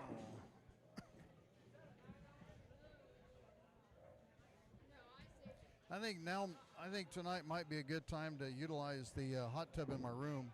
There you go. I actually ended up. I made a comment about I was gonna get a room with the hot tub, but they didn't have any available when I made the reservation. And she goes, "You need one bed or 2?" I said, "Just one." Gal goes, "Click, click, click. There's your hot tub. Enjoy." Thank you. I go, Thank you. "Anything extra?" She goes, "Nope." I said, "You effing rock. You're awesome." So you're going to go to the casino, drink alcohol, and then go home and get in the hot tub. by And then yourself? drown in the hot tub because I'm Absolutely. get too relaxed. I hope you leave your equipment here tonight if you're doing that. Well, the thing is, I almost want to bring my equipment if it's going to be that freaking cold. I may just want to leave it here someplace. Put it Put it in the pretty pro sure. shop if you'll let me. There you go. There you go. I'd rather do that and leave it out in the truck and let it get all cold and everything. I'm not positive, Ryan, but I think they're closing after this. You might be able to leave it all set up. Yeah, find out and see if they I are. will. I will let you know that. If they're closing, I ain't even going to tear it down. That's what I meant. That's Oh what I yeah, meant. Just leave because it all I'm set going to up. do with this is I'm going to take the camera and swap the positions with the computer and just realign it so that way we have a better angle because we're going to use 3 and 4 for the step ladder tomorrow. Yes, that makes sense. So, yeah, if that's the case, that just makes it easier. You mean I actually get to sleep in tomorrow? Maybe. Shh, I'd still wake up. Yeah, you would. Right. Wow. Ryan finished his This is brutal. 6th game going solid 8, solid This is 9. brutal. Starts with another solid 8. I think he's. Ryan ain't getting any love right now. I think he's throwing that dark side curse. No, I think he's Rockstar amped. It looks like. And that's the right. that's the right ball in your hand. I mean, even if you're going 8 pins and 9 pins, I mean, Yes, good night. Okay, I'm going to ask 8 pin, 9 pin. Have you seen the stature of this man? Yeah. I ain't messing Yes. with him. I'm I going know. down. Yeah, I usually out arm wrestling is because 8, 9, 8. Are you going to put some crime scene tape around 1, 2, and 3 after these last shots? Probably. I probably need to. I'm just so happy that everybody else is here to see this, because if I tell this story to people, they wouldn't believe it. I was telling Bill Long, and we were talking earlier, and even Jesse. It's like, it's one thing when you're in the position that you need to make the shots, and you're making the shots, and you get interaction, and you're getting the 9s and the 8s and the 9s. I mean, it's like, okay. It's a mental game. Like I said, I just got to keep my head in it. I've got frustrated on that last game. I got to shake it off and just keep putting the ball in the pocket. Hopefully it does what it's supposed to do. Well, I just sent a message out to the 8 9 pin. I said, have you seen the stature of this man? I think I'd be going down about now. Well, it's not working. I got to figure something else out. I don't know. Keep it right there, Ryan. Okay. That you're doing the right thing. I appreciate They'll it. cooperate. They're getting nervous. They know. Yeah, I mean it's. I think he barely missed the cut last year at Bell. Oh, right. I can't remember. He might have. He was very close. He's always very close. I think he might have barely missed. Update. I love this. This is fun. The numbers is your favorite part. I'm liking I this. can tell.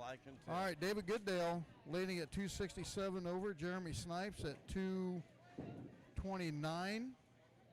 Ryan Brown 178.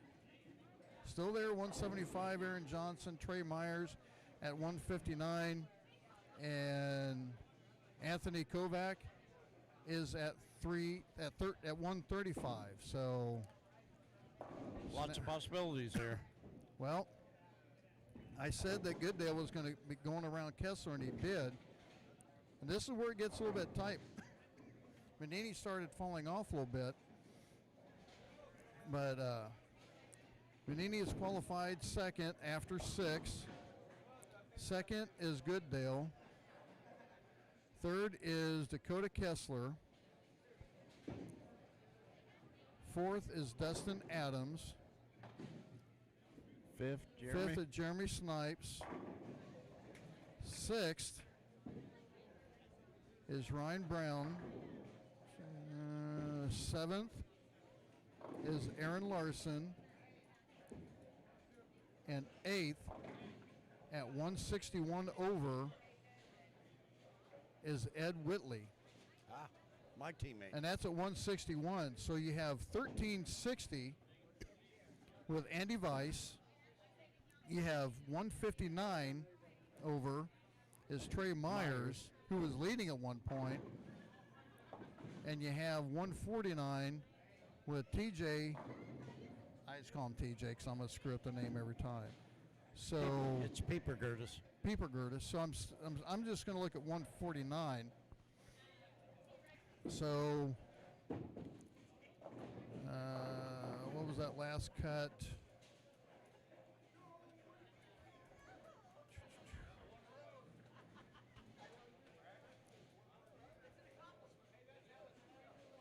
Wow.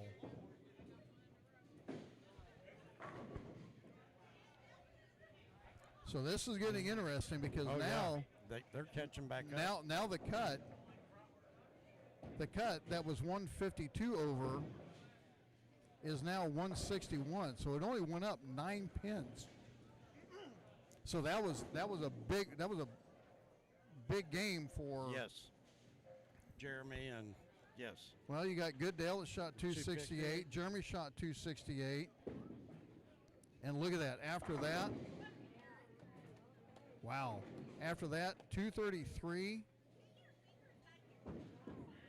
224. And I'm looking at the top 6 games for each squad. Yep. Wow.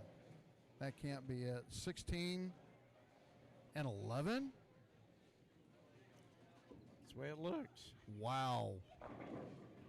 And they still went up 9 pins on and the they cut. and it's still only went up 9 pins. That is crazy. Now you see why I love these. Looking at the numbers like this. All right, I'll be right back. Got to type them in.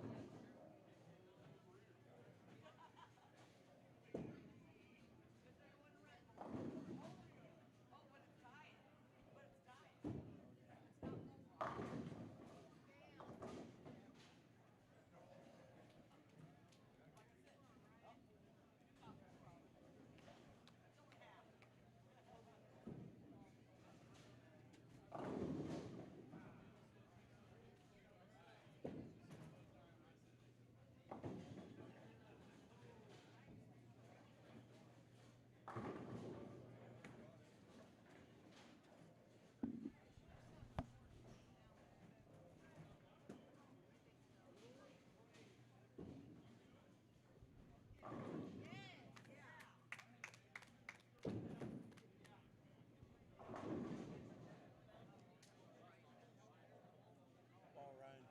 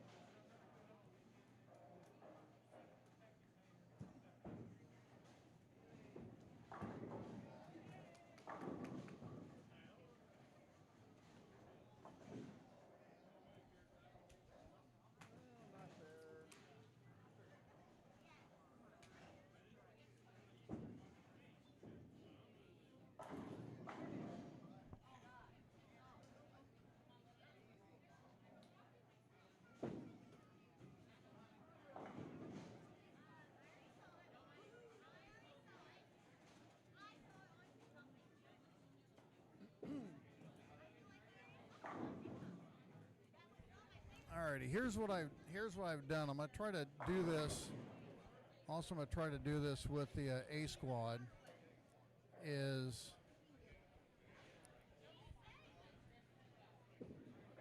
I think this might help a little bit. Now we're looking over here.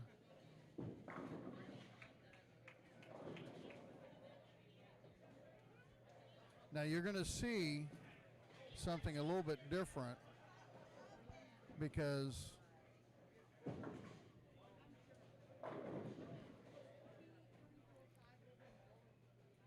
and I think you'll understand once I explain what I'm doing. Hey, Whitley.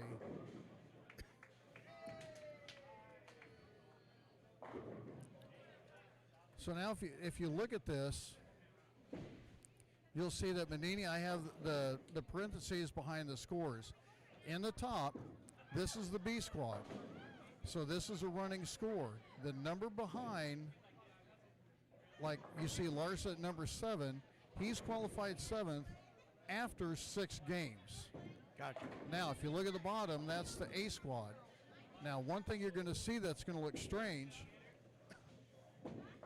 you're going to see Brian Manini is qualified first, but remember, this is after 6 games.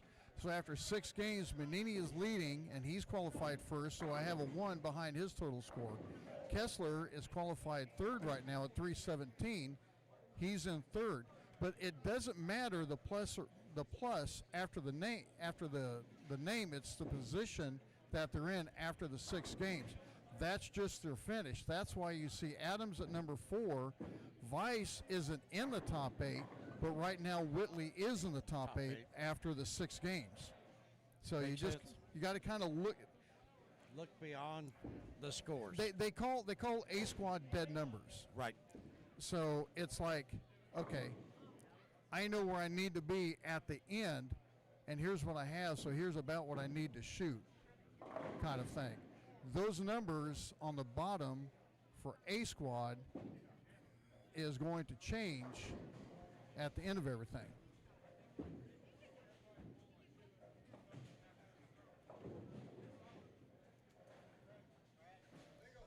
So I hope that makes a little bit of sense, and we'll kind of do the same thing tomorrow. Is we'll have the scroll. 161.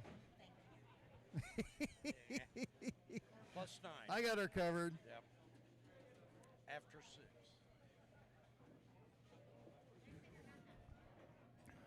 6.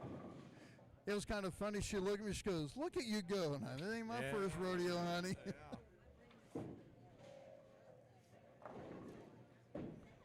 So yeah, we'll kind of do this. We'll have the scroll across. We'll have the name, their plus or minus, and their record after. Yes, because you get 30 bonus for those. Right. So we're just going to have the record, so that way we have their over scores for all that. So I may need an extra hand on the double checking the arithmetic and everything. You're good. Good Lord. Just a pinch high. He ain't got a lot of love the last couple No, of he's Well, he's still there, so. and Dowden's trying to make a push, might be a little bit too little, too late. And I'm trying to see who D is. Oh, Goodale, and Goodale. Oh yeah. I'll tell you what. Good. He just left 10 pin too, So he may be tournament lead after 7. He may be tournament lead after 7 because he goes. Manini only goes 238, and he's already over that, or even pacing. What 7-9, 7-19, 30? He's pacing 230. He bowls well here. He won the Masters. He won here. Did it? Okay. Beating my son. So. Well, what a loser my your son is. Yeah, my son had already won one, so that was all good too. So.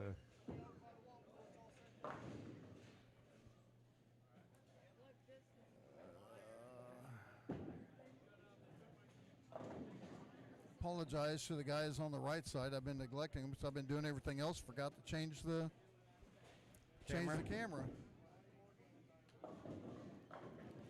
I was telling. I figured you did that because Errol is so short that the camera went right over his head. Oh Lord, will you get off of him? I like picking on the little Amish guy. So. Oh my God! Someone had to.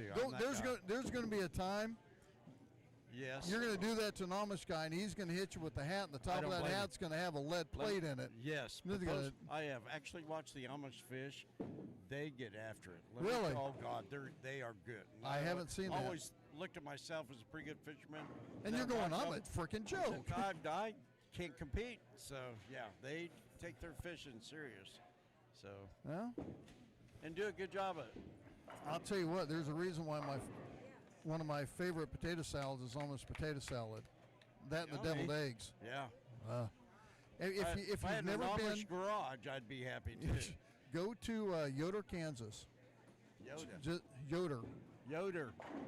Southwest of Hutch or southeast of Hutch.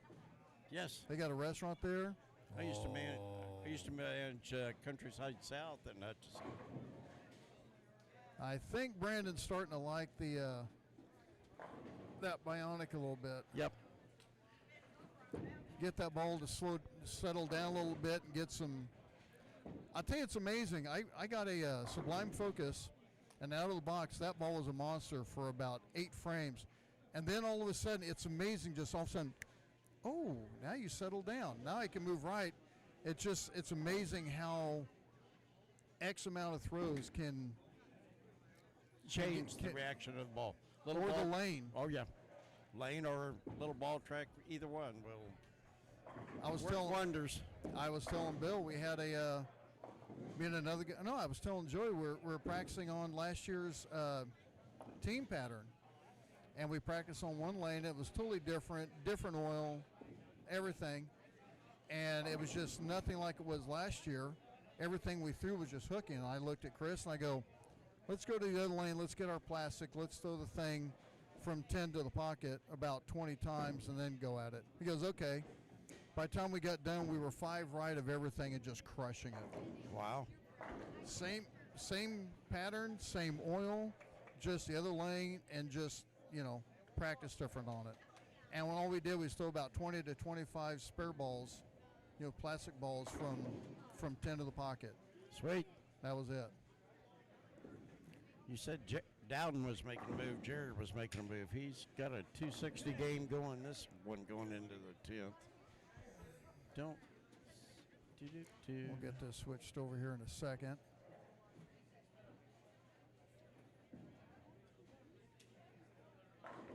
Bang. Yep. I think Brandon likes it a little bit better.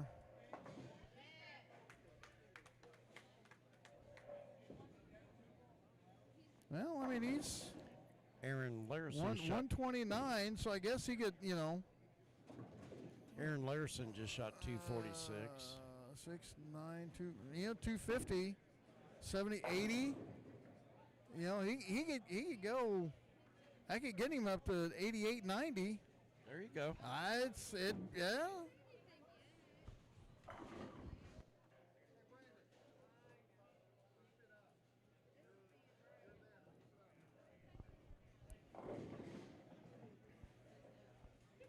Goodell with a mess on one. Yep. Goodell mess on one.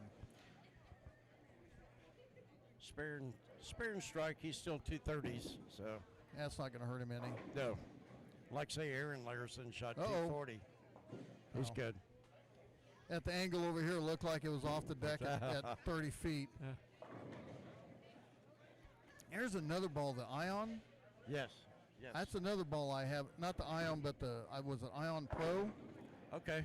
the blue one. Blue one. Yes. I can never keep track of them. My son has one. He goes, Dad, that's a really good ball. Mr. Kovac shooting 240 something. Yeah, that 40, 70, that getting up in the 80.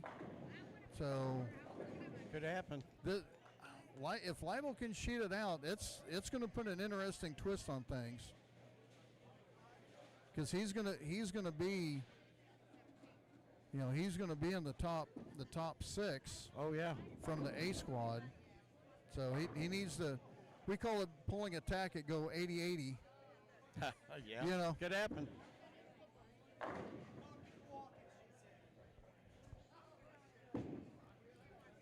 I have no words. Jeremy Snipes. Snipes still got it going on too. He just left Nate Penn, but he's got it going on good.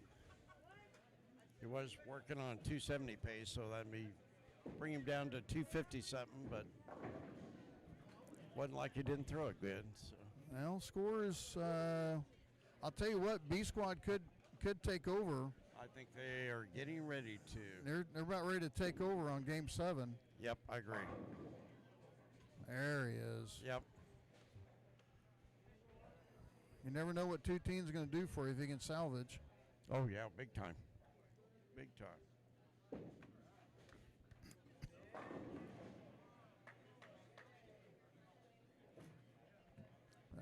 Get back here a second. Close. Oh, push it. Evidently he didn't get it off his hand, that little motion he made. Yep. Dropped him to 230 some pace. Yeah, never know. Never know. One big game can change a lot. Yeah. Either way. So now what we're going to do is we're going to have our running total. We'll get the totals after game 7. And then when they start getting done, Jess will have to help me when they get done with game 7 with our top runners on what their finishing game is. And then we'll just have the scores right then to give us the unofficial. And then we'll wait till they get everything done and have the official. And we'll have the finals there. That'll work. That will work. Yeah. God. I want you to look at Ryan's score. You're not going to be able to see it right now, but he had the nice finish, man. He had the 9 count in the 8th. Plus he had the 9 count in the 7th. I could have been a 6-bagger to end the game. Yes, and started with a 9-pin. Yeah. Or an So 8-pin, I'm looking whatever at. it was. Yes. I'm waiting for the thing to move. 5, 8, 1, 40. 240 would have been huge right now for Oh, him. yeah, that'd been great for him. But he can go over the next pair and light it up, too. So.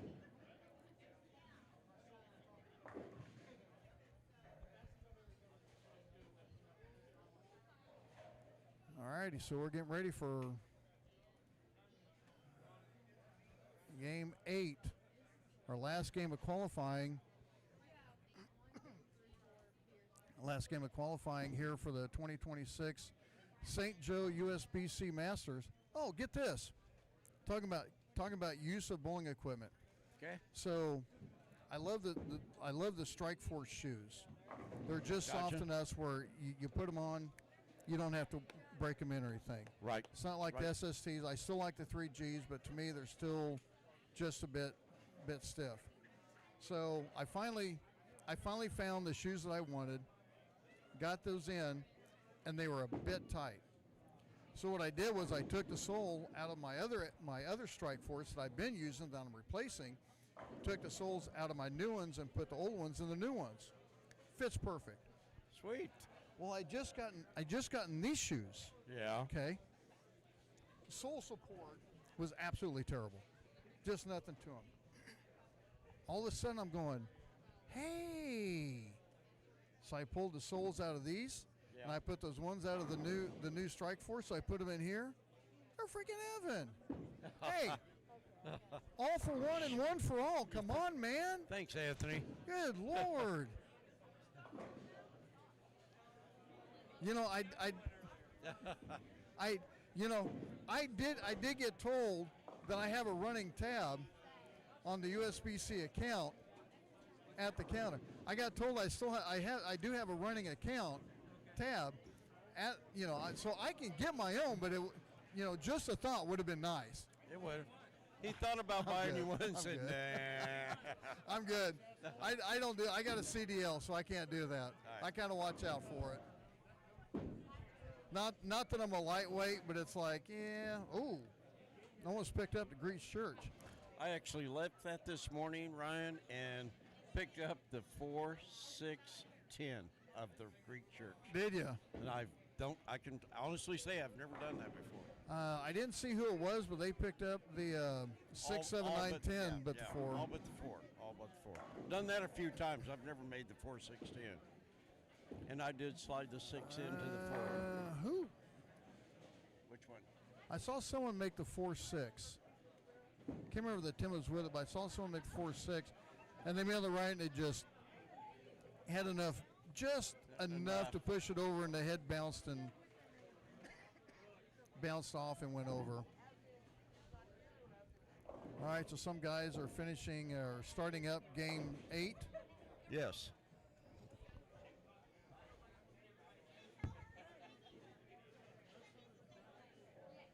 Looked like Brandon had 27 and Jeremy had 28. That's not going to hurt him any. No.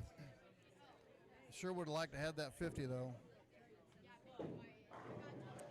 I could be wrong with Jeremy. I'll tell you what, Snipes with that roll, he has that side roll just enough that just when you're looking for the ball to move, it just rolls up. It sets. It doesn't really go anywhere. But it's really hard. So.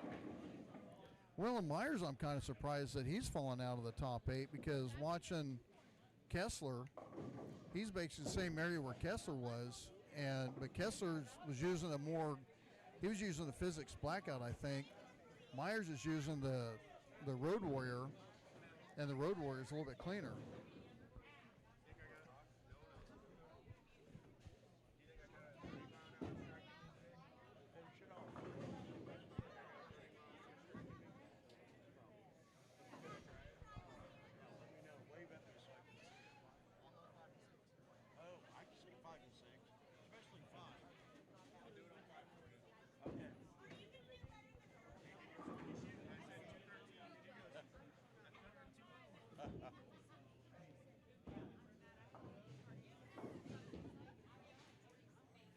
And I think we're about done. Yes, Joey's the only one left to bowl on 5 and 6. Screw it. I'm going to move it to game 8 anyway.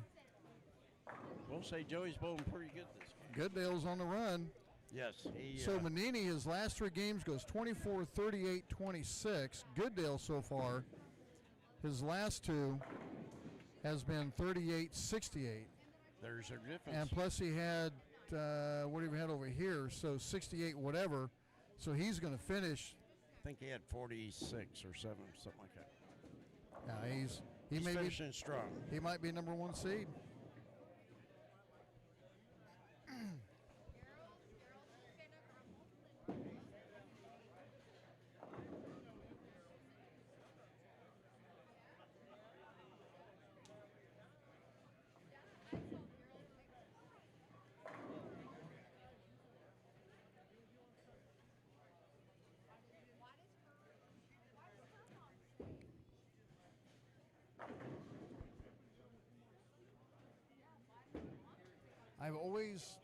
I remember, what was the bowling alley that was over on Belt that's not there anymore? Olympia Lanes. Olympia. That's my first 19 years I worked. So. Was it? Yep. I remember bowling there one time. They had a sweeper, and I actually made the cut. And I was like, man, look at me go. And I made the cut for the stepladder, but there was a guy that was complaining about all the house bowlers.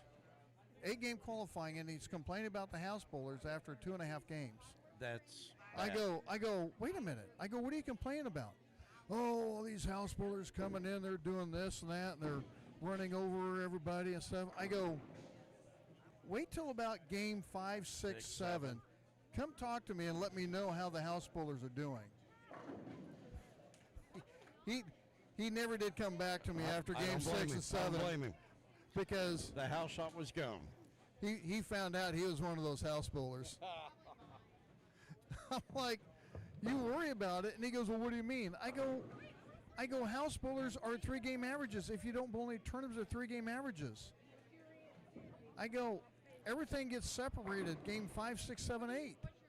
I go, that's, where your bigger transitions are. You got to make the moves. You got to make the shots.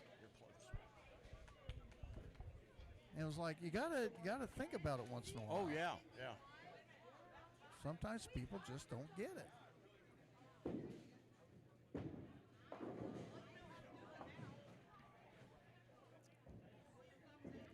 Where are we at on the cut after 7? Don't know yet. Why not? Because they don't even have game after 7 yet. You're supposed to memorize all that. Oh, jeez. I'm good. Thank you. In fact, he was here. I should have asked him. I can ask him later, but yeah, if they're not opening up after this, yes, leaving it stood up, I'll ask him when we get done. Well, I'm pretty sure they'll close after this unless they got a birthday party or something, right? And Yeah. I can't see them scheduled. Not on an Easter weekend. Not on Easter weekend, on a Saturday night, no. No. So I'm thinking you could leave it just where it is, just turn it off. But that makes it nice. Yeah, I'll ask Brad and Crystal to make sure, but I'm pretty sure Yeah. they'll save you some time in the morning. Like I said, I can sleep in. Yes. Not like last year when me and you were sitting in the parking lot wondering where everybody else was. Where are they at? Yeah. We sat there a while, too. Hell, we could have had breakfast. We'd known that. Yeah, we would have met for we breakfast. went What the to hell? Perkins or somewhere and had breakfast. You are But yeah, I think I'm going to have to go get me a pair of, Well, I mean, yeah, I mean, I could get me a pair of jeans, but I'm not that much. I may go there and see what I can find, but I'm not that much of a wuss. Hi, Mark. How are you, bud? Good, good. Ready for Canada? 3 months. I know. It's awesome. And I think we're about ready to get our standings after 7. I heard me and you and John's going to ride up together, Mike, Kevin, and Ryan. Works for me. Good seeing you, Mark. Let's make John drive the last leg so we can be those guys. Yeah, Ben.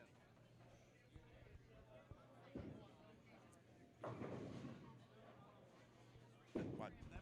That was Anthony Kovac's dad there, and Okay. I go to Canada with him and fish, and I've never been to Canada.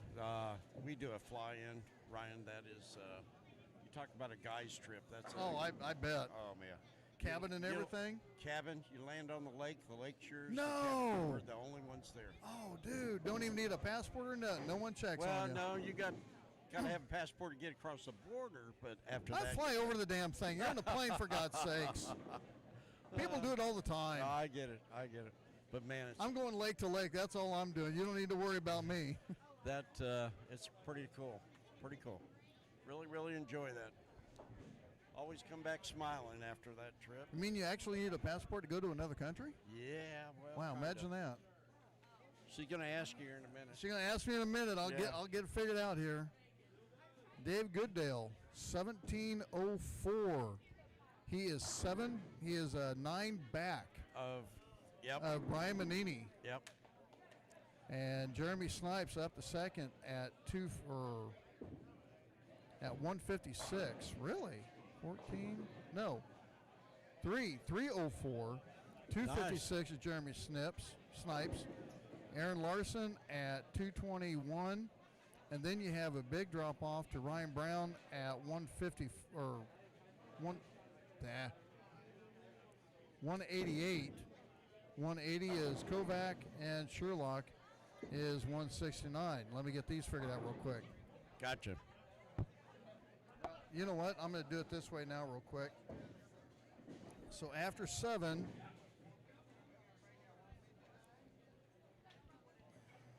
so Manini, Manini is still first.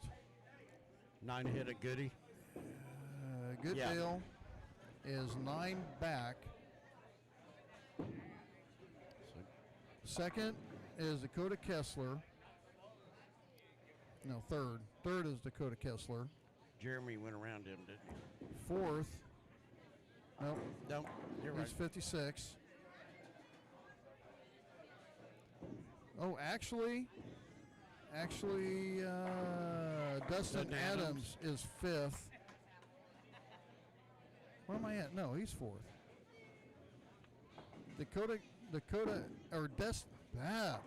Dustin Adams is 4th. Jeremy Snipes is 5th. 16, so is 5th. 6th is Eric Larson. Larson, yep. 7th is Andy Weiss. And 8th is TJ. Gotcha. Out of the cut by 6 is Ryan Brown. Wow.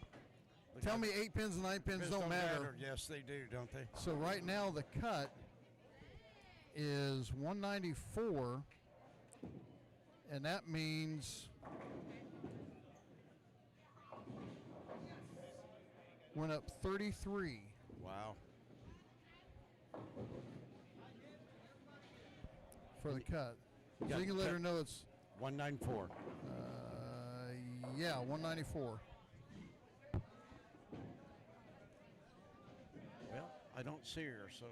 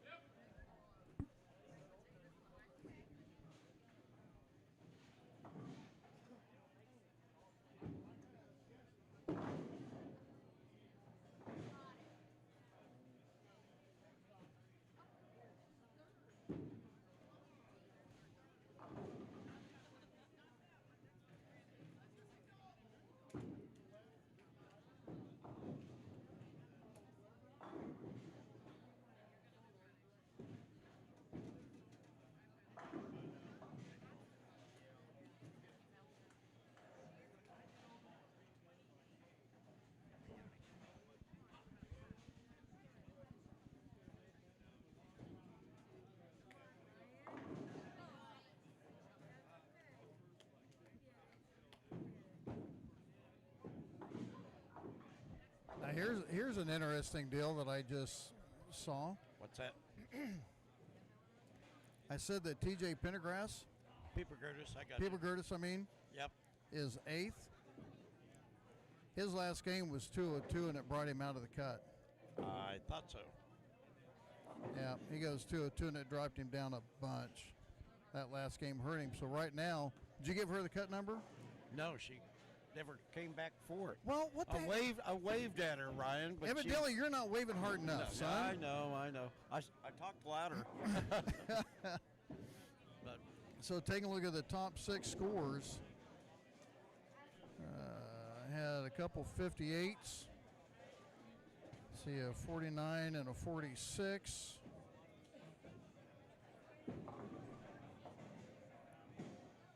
$37 and a 30 and a 45. I believe that's the top 6. So I'll tell you what. A squad still has the lead. They've had 5 in the top 8, but B squad has been given a push. yeah, it's really close. It's Both squads are very close.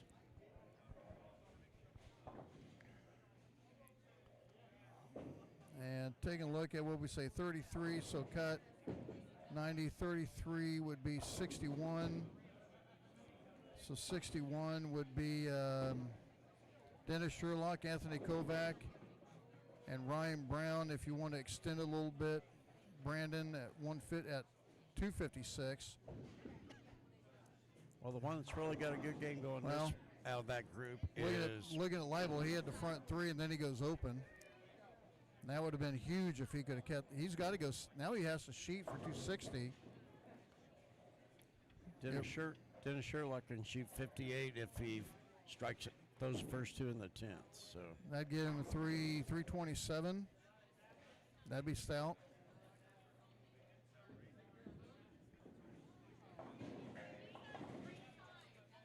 this is going to be close, Ryan. Yeah. It's going to be very close. So I'm gonna do this real quick.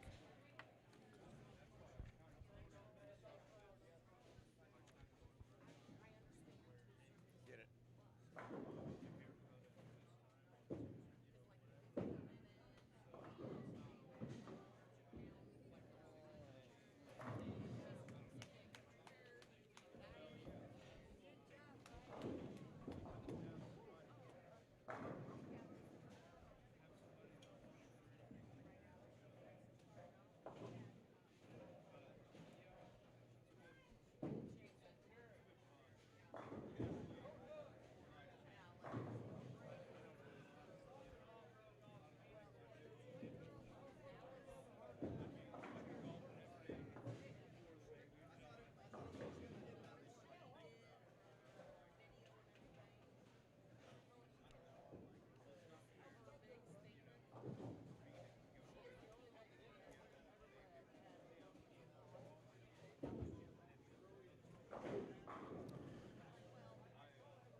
Dennis Sherlock just threw the first one in the 10th, so he's going to shoot minimum of 240 something. So All right. So we'll have to. he's got the footsteps going now. All right. Well.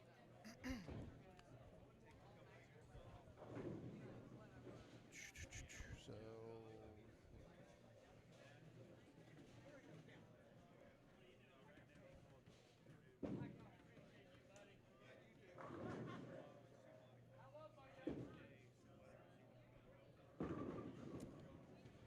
And he threw another one, so he's looking 58 if he strikes on the field. And goal. who's that? Dennis Sherlock. Okay.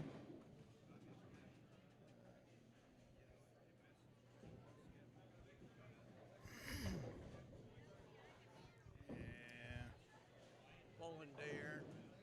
So I have to throw me out some scores real quick, and I can slide them in my sheet here if we need to.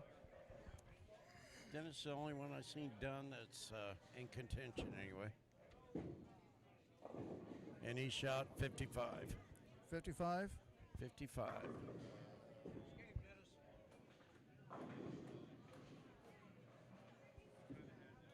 So that's going to put him at 224.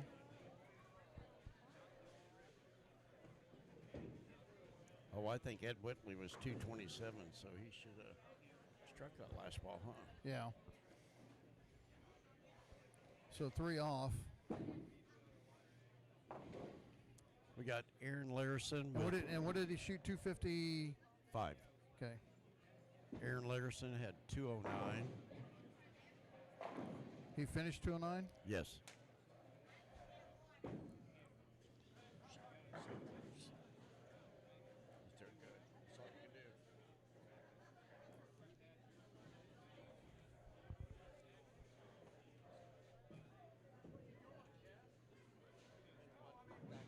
So he's 1 pin behind Vice. See, they have Larson here.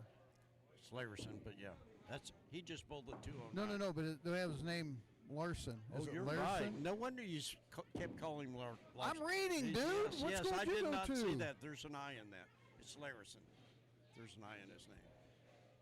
They misspelled Lingle's name too. So Okay, we need more Ball. scores here. Anthony Kovac 226. That's going to put him. That's going to put him 206, so he's done for the day. Darn it. Yeah. Close. Gosh, there's some close. Now, scores. sure like rounded him with his 250, so he was 30 over.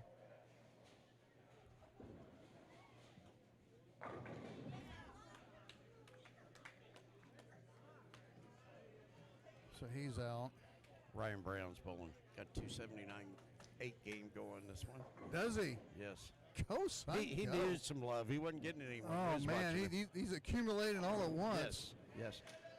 Man, Goody's shooting 240. I think that probably is going to put him real close to Brian. I think Brian was 9 ahead of him. He can't catch him. He's going to be Who's really that? close. Dave Goodell. What did he Goody. shoot?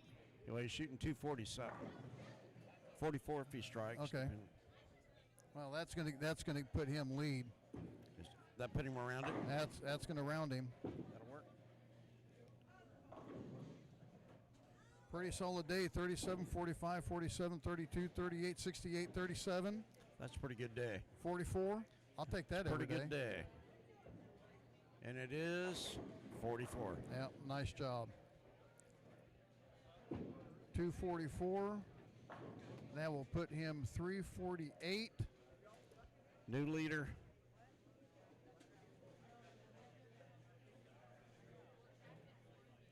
That'll put him 9 pins above Brian Manini. Sweet. Close. Unfortunately, you don't pay anything. You start even tomorrow, but it's a good No. fit. Oh, yeah. No. No carryover. No. Yes. No. Yes. No carryover. No. Sorry. Ouch. Still good. I mean, you go into the tournament knowing, so. Yes. Yeah, you know. But. Yeah. Oh. Ouch. Yeah, it makes it hard for me to sit still right now. Yeah, there you go. You at least ought to win something for being high guy for the first day. Something. Yep. Give me But a he's guaranteed to cash now, so. 9 pin for Ryan. Still looking at 230, 250 maybe. So we need Jeremy Snipes. He's down here on the far end. Yep, he's got a ways to go. He's with And Brandon. looking for Ryan Brown, so he's just finishing up. So basically, those are the only two. Yeah. Livo's going to be out. I told him to bowl better.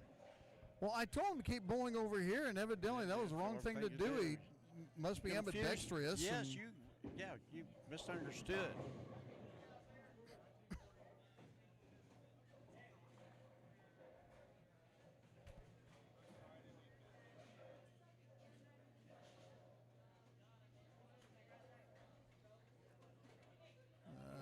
So Snipes, 03692. You can go 56. 56 on the sheet would give him 312. That'd put him under Kessler. Head of Adams, behind Kessler. Gotcha. But there's a big gap between Kessler and Adams of 60 pins. So Oh, yeah. Yeah. I got to figure that 1, 2, 3, 4, 5, 6, 7, 8. We have 8 on the sheet. Sherlock is probably gone because Kessler's going, or because we don't have Snipes in there. Or Ryan Brown. And Brown. Brown's looking big Brown's game. looking good to make it. Yep. So we can take Sherlock out. Had a good run toward the end. Yeah, he did. He owns the small bowling center in Rockport. Whitley will be knocked out if Brown can keep. Actually, Whitley's 227. Brown is 188. So he needs a 40. Needs a 30. He needs a 40. mark. 41. All he needs is a mark. 42. Yep. He needs a mark. Getting ready to throw. There it is. He caught a break and that was the winner. That's the break back for the 8 and 9. That's the break back. Yeah, it is. Yes. Yes. So he's going to shoot 247 with his So it looks like Whitley and Larison will be out. Ouch. Add in Snipes and Brown, according to my calculations here.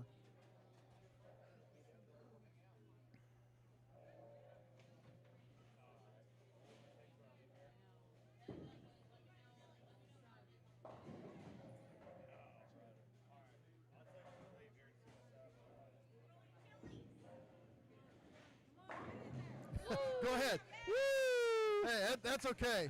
That's okay. Stand up all you want right now. That's Right, okay. yeah. He got the one he wanted. Hey, Ryan, that one doesn't matter, man. You're in. That doesn't matter. You're in. First one. I thought it'd make you feel better.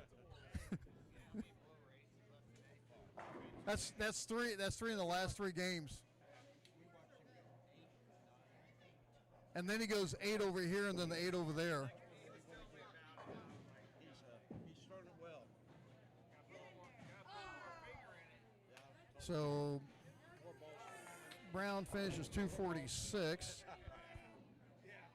Nice. Now put him 4. 34. 234 over.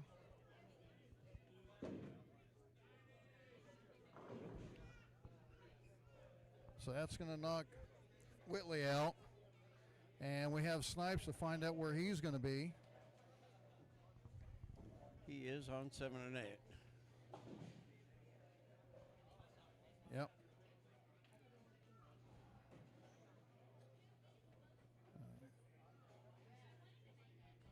Actually,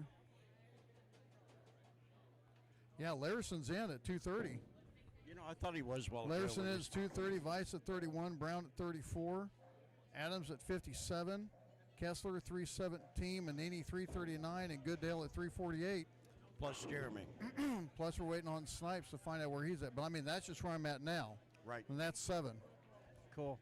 And Jeremy's got a big game going. Looks like where's he at? he is. Oh yeah, he can go 250. Yep, he can shoot 250. 58. No, that's 56. We got you 8. Before Jeremy will make you 8. Right now you're 7th. So if he sheets, he'll be between Kessler and Adams. There's one.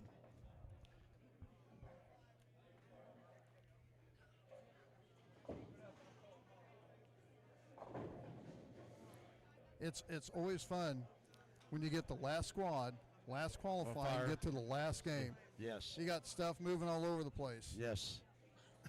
This is why I keep all this. It's handy. Oh, handy, it handy, helps. handy. Of course, you imagine our notes are unofficial, but Yeah, but can you imagine trying to do this without this? yeah. Huge thanks to the girls back there getting this to us, because without them doing that, this broadcast doesn't go as well. No, we can't. Not tell even what's close. Going on. So it's pretty neat, Ryan. And I would have never. Now- I would have never guessed Brandon being the only one off the dream team not making the show tomorrow, because he won it last time up here. So Well, and Vice defending champion. yes, He's yes, barely making it in by a stick, yes. by 2 actually. Well, actually no, 4 or 5, because Whitley was 227, Vice is 231. Wow. So I got to call my teammate and tell him he missed by 4. Ed Whitley's my teammate. yeah. I got to. No, actually, he missed. Yeah, he missed it by 4. Dang. He could have tied at 30, and then we'd had to have a roll off. Oh, and he lives in Platte City. That might not have been good. Well, you got to hurry up. Right. Floor it. Let Angie drive. She'll get you. Have to do a. What, start at 9. Have to do a 8:15 one game or 9th, 10th roll off. 9th and 10th roll off. Oh, drive all the way to I'm Platte done. City for 2 frames. Good Lord. Either that or do a coin flip on who wants to be the alternate. Uh-huh. Smash. Yeah, there's 240 something.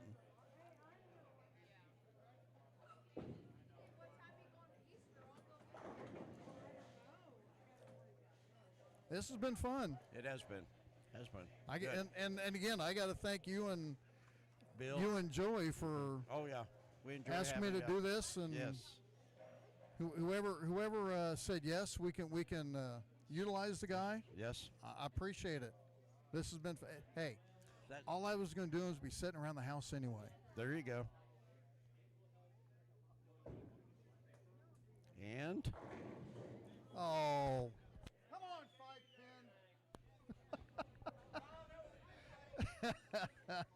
5 pin couldn't stand up and fight. No. Hadlin taught him how to do that. So So we're looking at 56, 56 with a strike. 256. Gonna With put it, him- actually, he's 256 over. With the 56, would get him And- at 312. So he'll be 312, and it put fourth. him. Yep. 4th.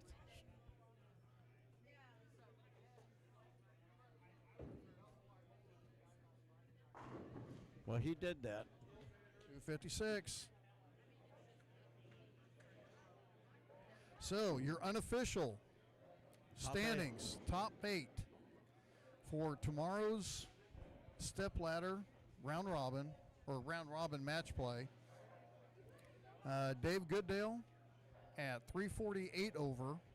Brian Manini at 339. Dakota. Dakota Kessler at 317. Jeremy Snipes at 256. Dustin Adams. Actually, Dustin would have been. Yeah, I'm sorry. Dustin Adams. Let me get that switched over.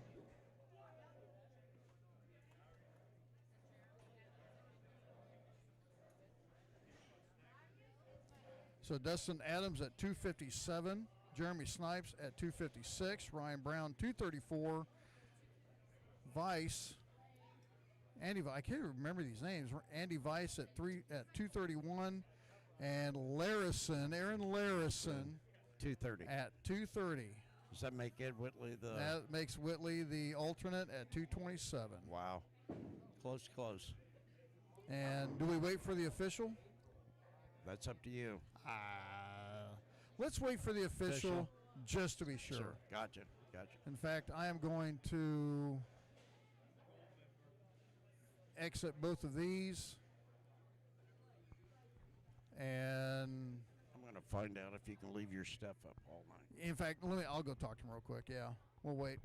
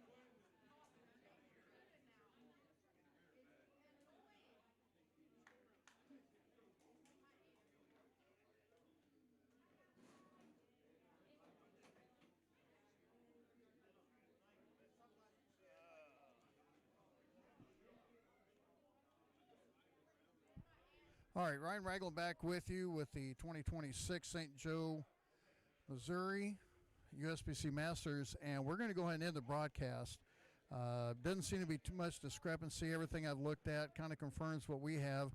Unofficial, but for the people that are in it, we're pretty confident that Goodale is going to be leading at 338, Manini at 339, Kessler 317, Adams at 257, Snipes 256, Brown 234, Vice 231, and Larison at 230. So join us tomorrow, 8:50ish or so. We're going to have the round robin match play for the Cut 8, and then after that we'll have the Cut 5 for the stepladder finals here at Savage Lanes in Savannah, Missouri. So huge thanks to everyone, all the sponsors, Lisa Finley with Shoulder Insurance, Victory Chevrolet, Joey Finley with Finley Transport, Ryan Farms, everyone here at Savage Lanes have been huge. Everything has worked out perfect, flawless, couldn't ask for better. The girls getting us the scores to be able to bring all the what-ifs and everything to you, massively huge. Without them, this broadcast would not have even been half as good as what it was, and I'm pretty happy with it, pretty satisfied. Have a great night. Be careful. Be safe. Frost advisory tonight in the St. Joe area. I'm going to go get me some jeans. So I'm wearing shorts all day, and it's a little bit chilly. So everyone take care. We'll see you back here tomorrow about 8:50ish for the round-robin match play for the 2026 St. Joe USBC. Well, let's throw here. Let's do this real quick. We'll get one lane on here.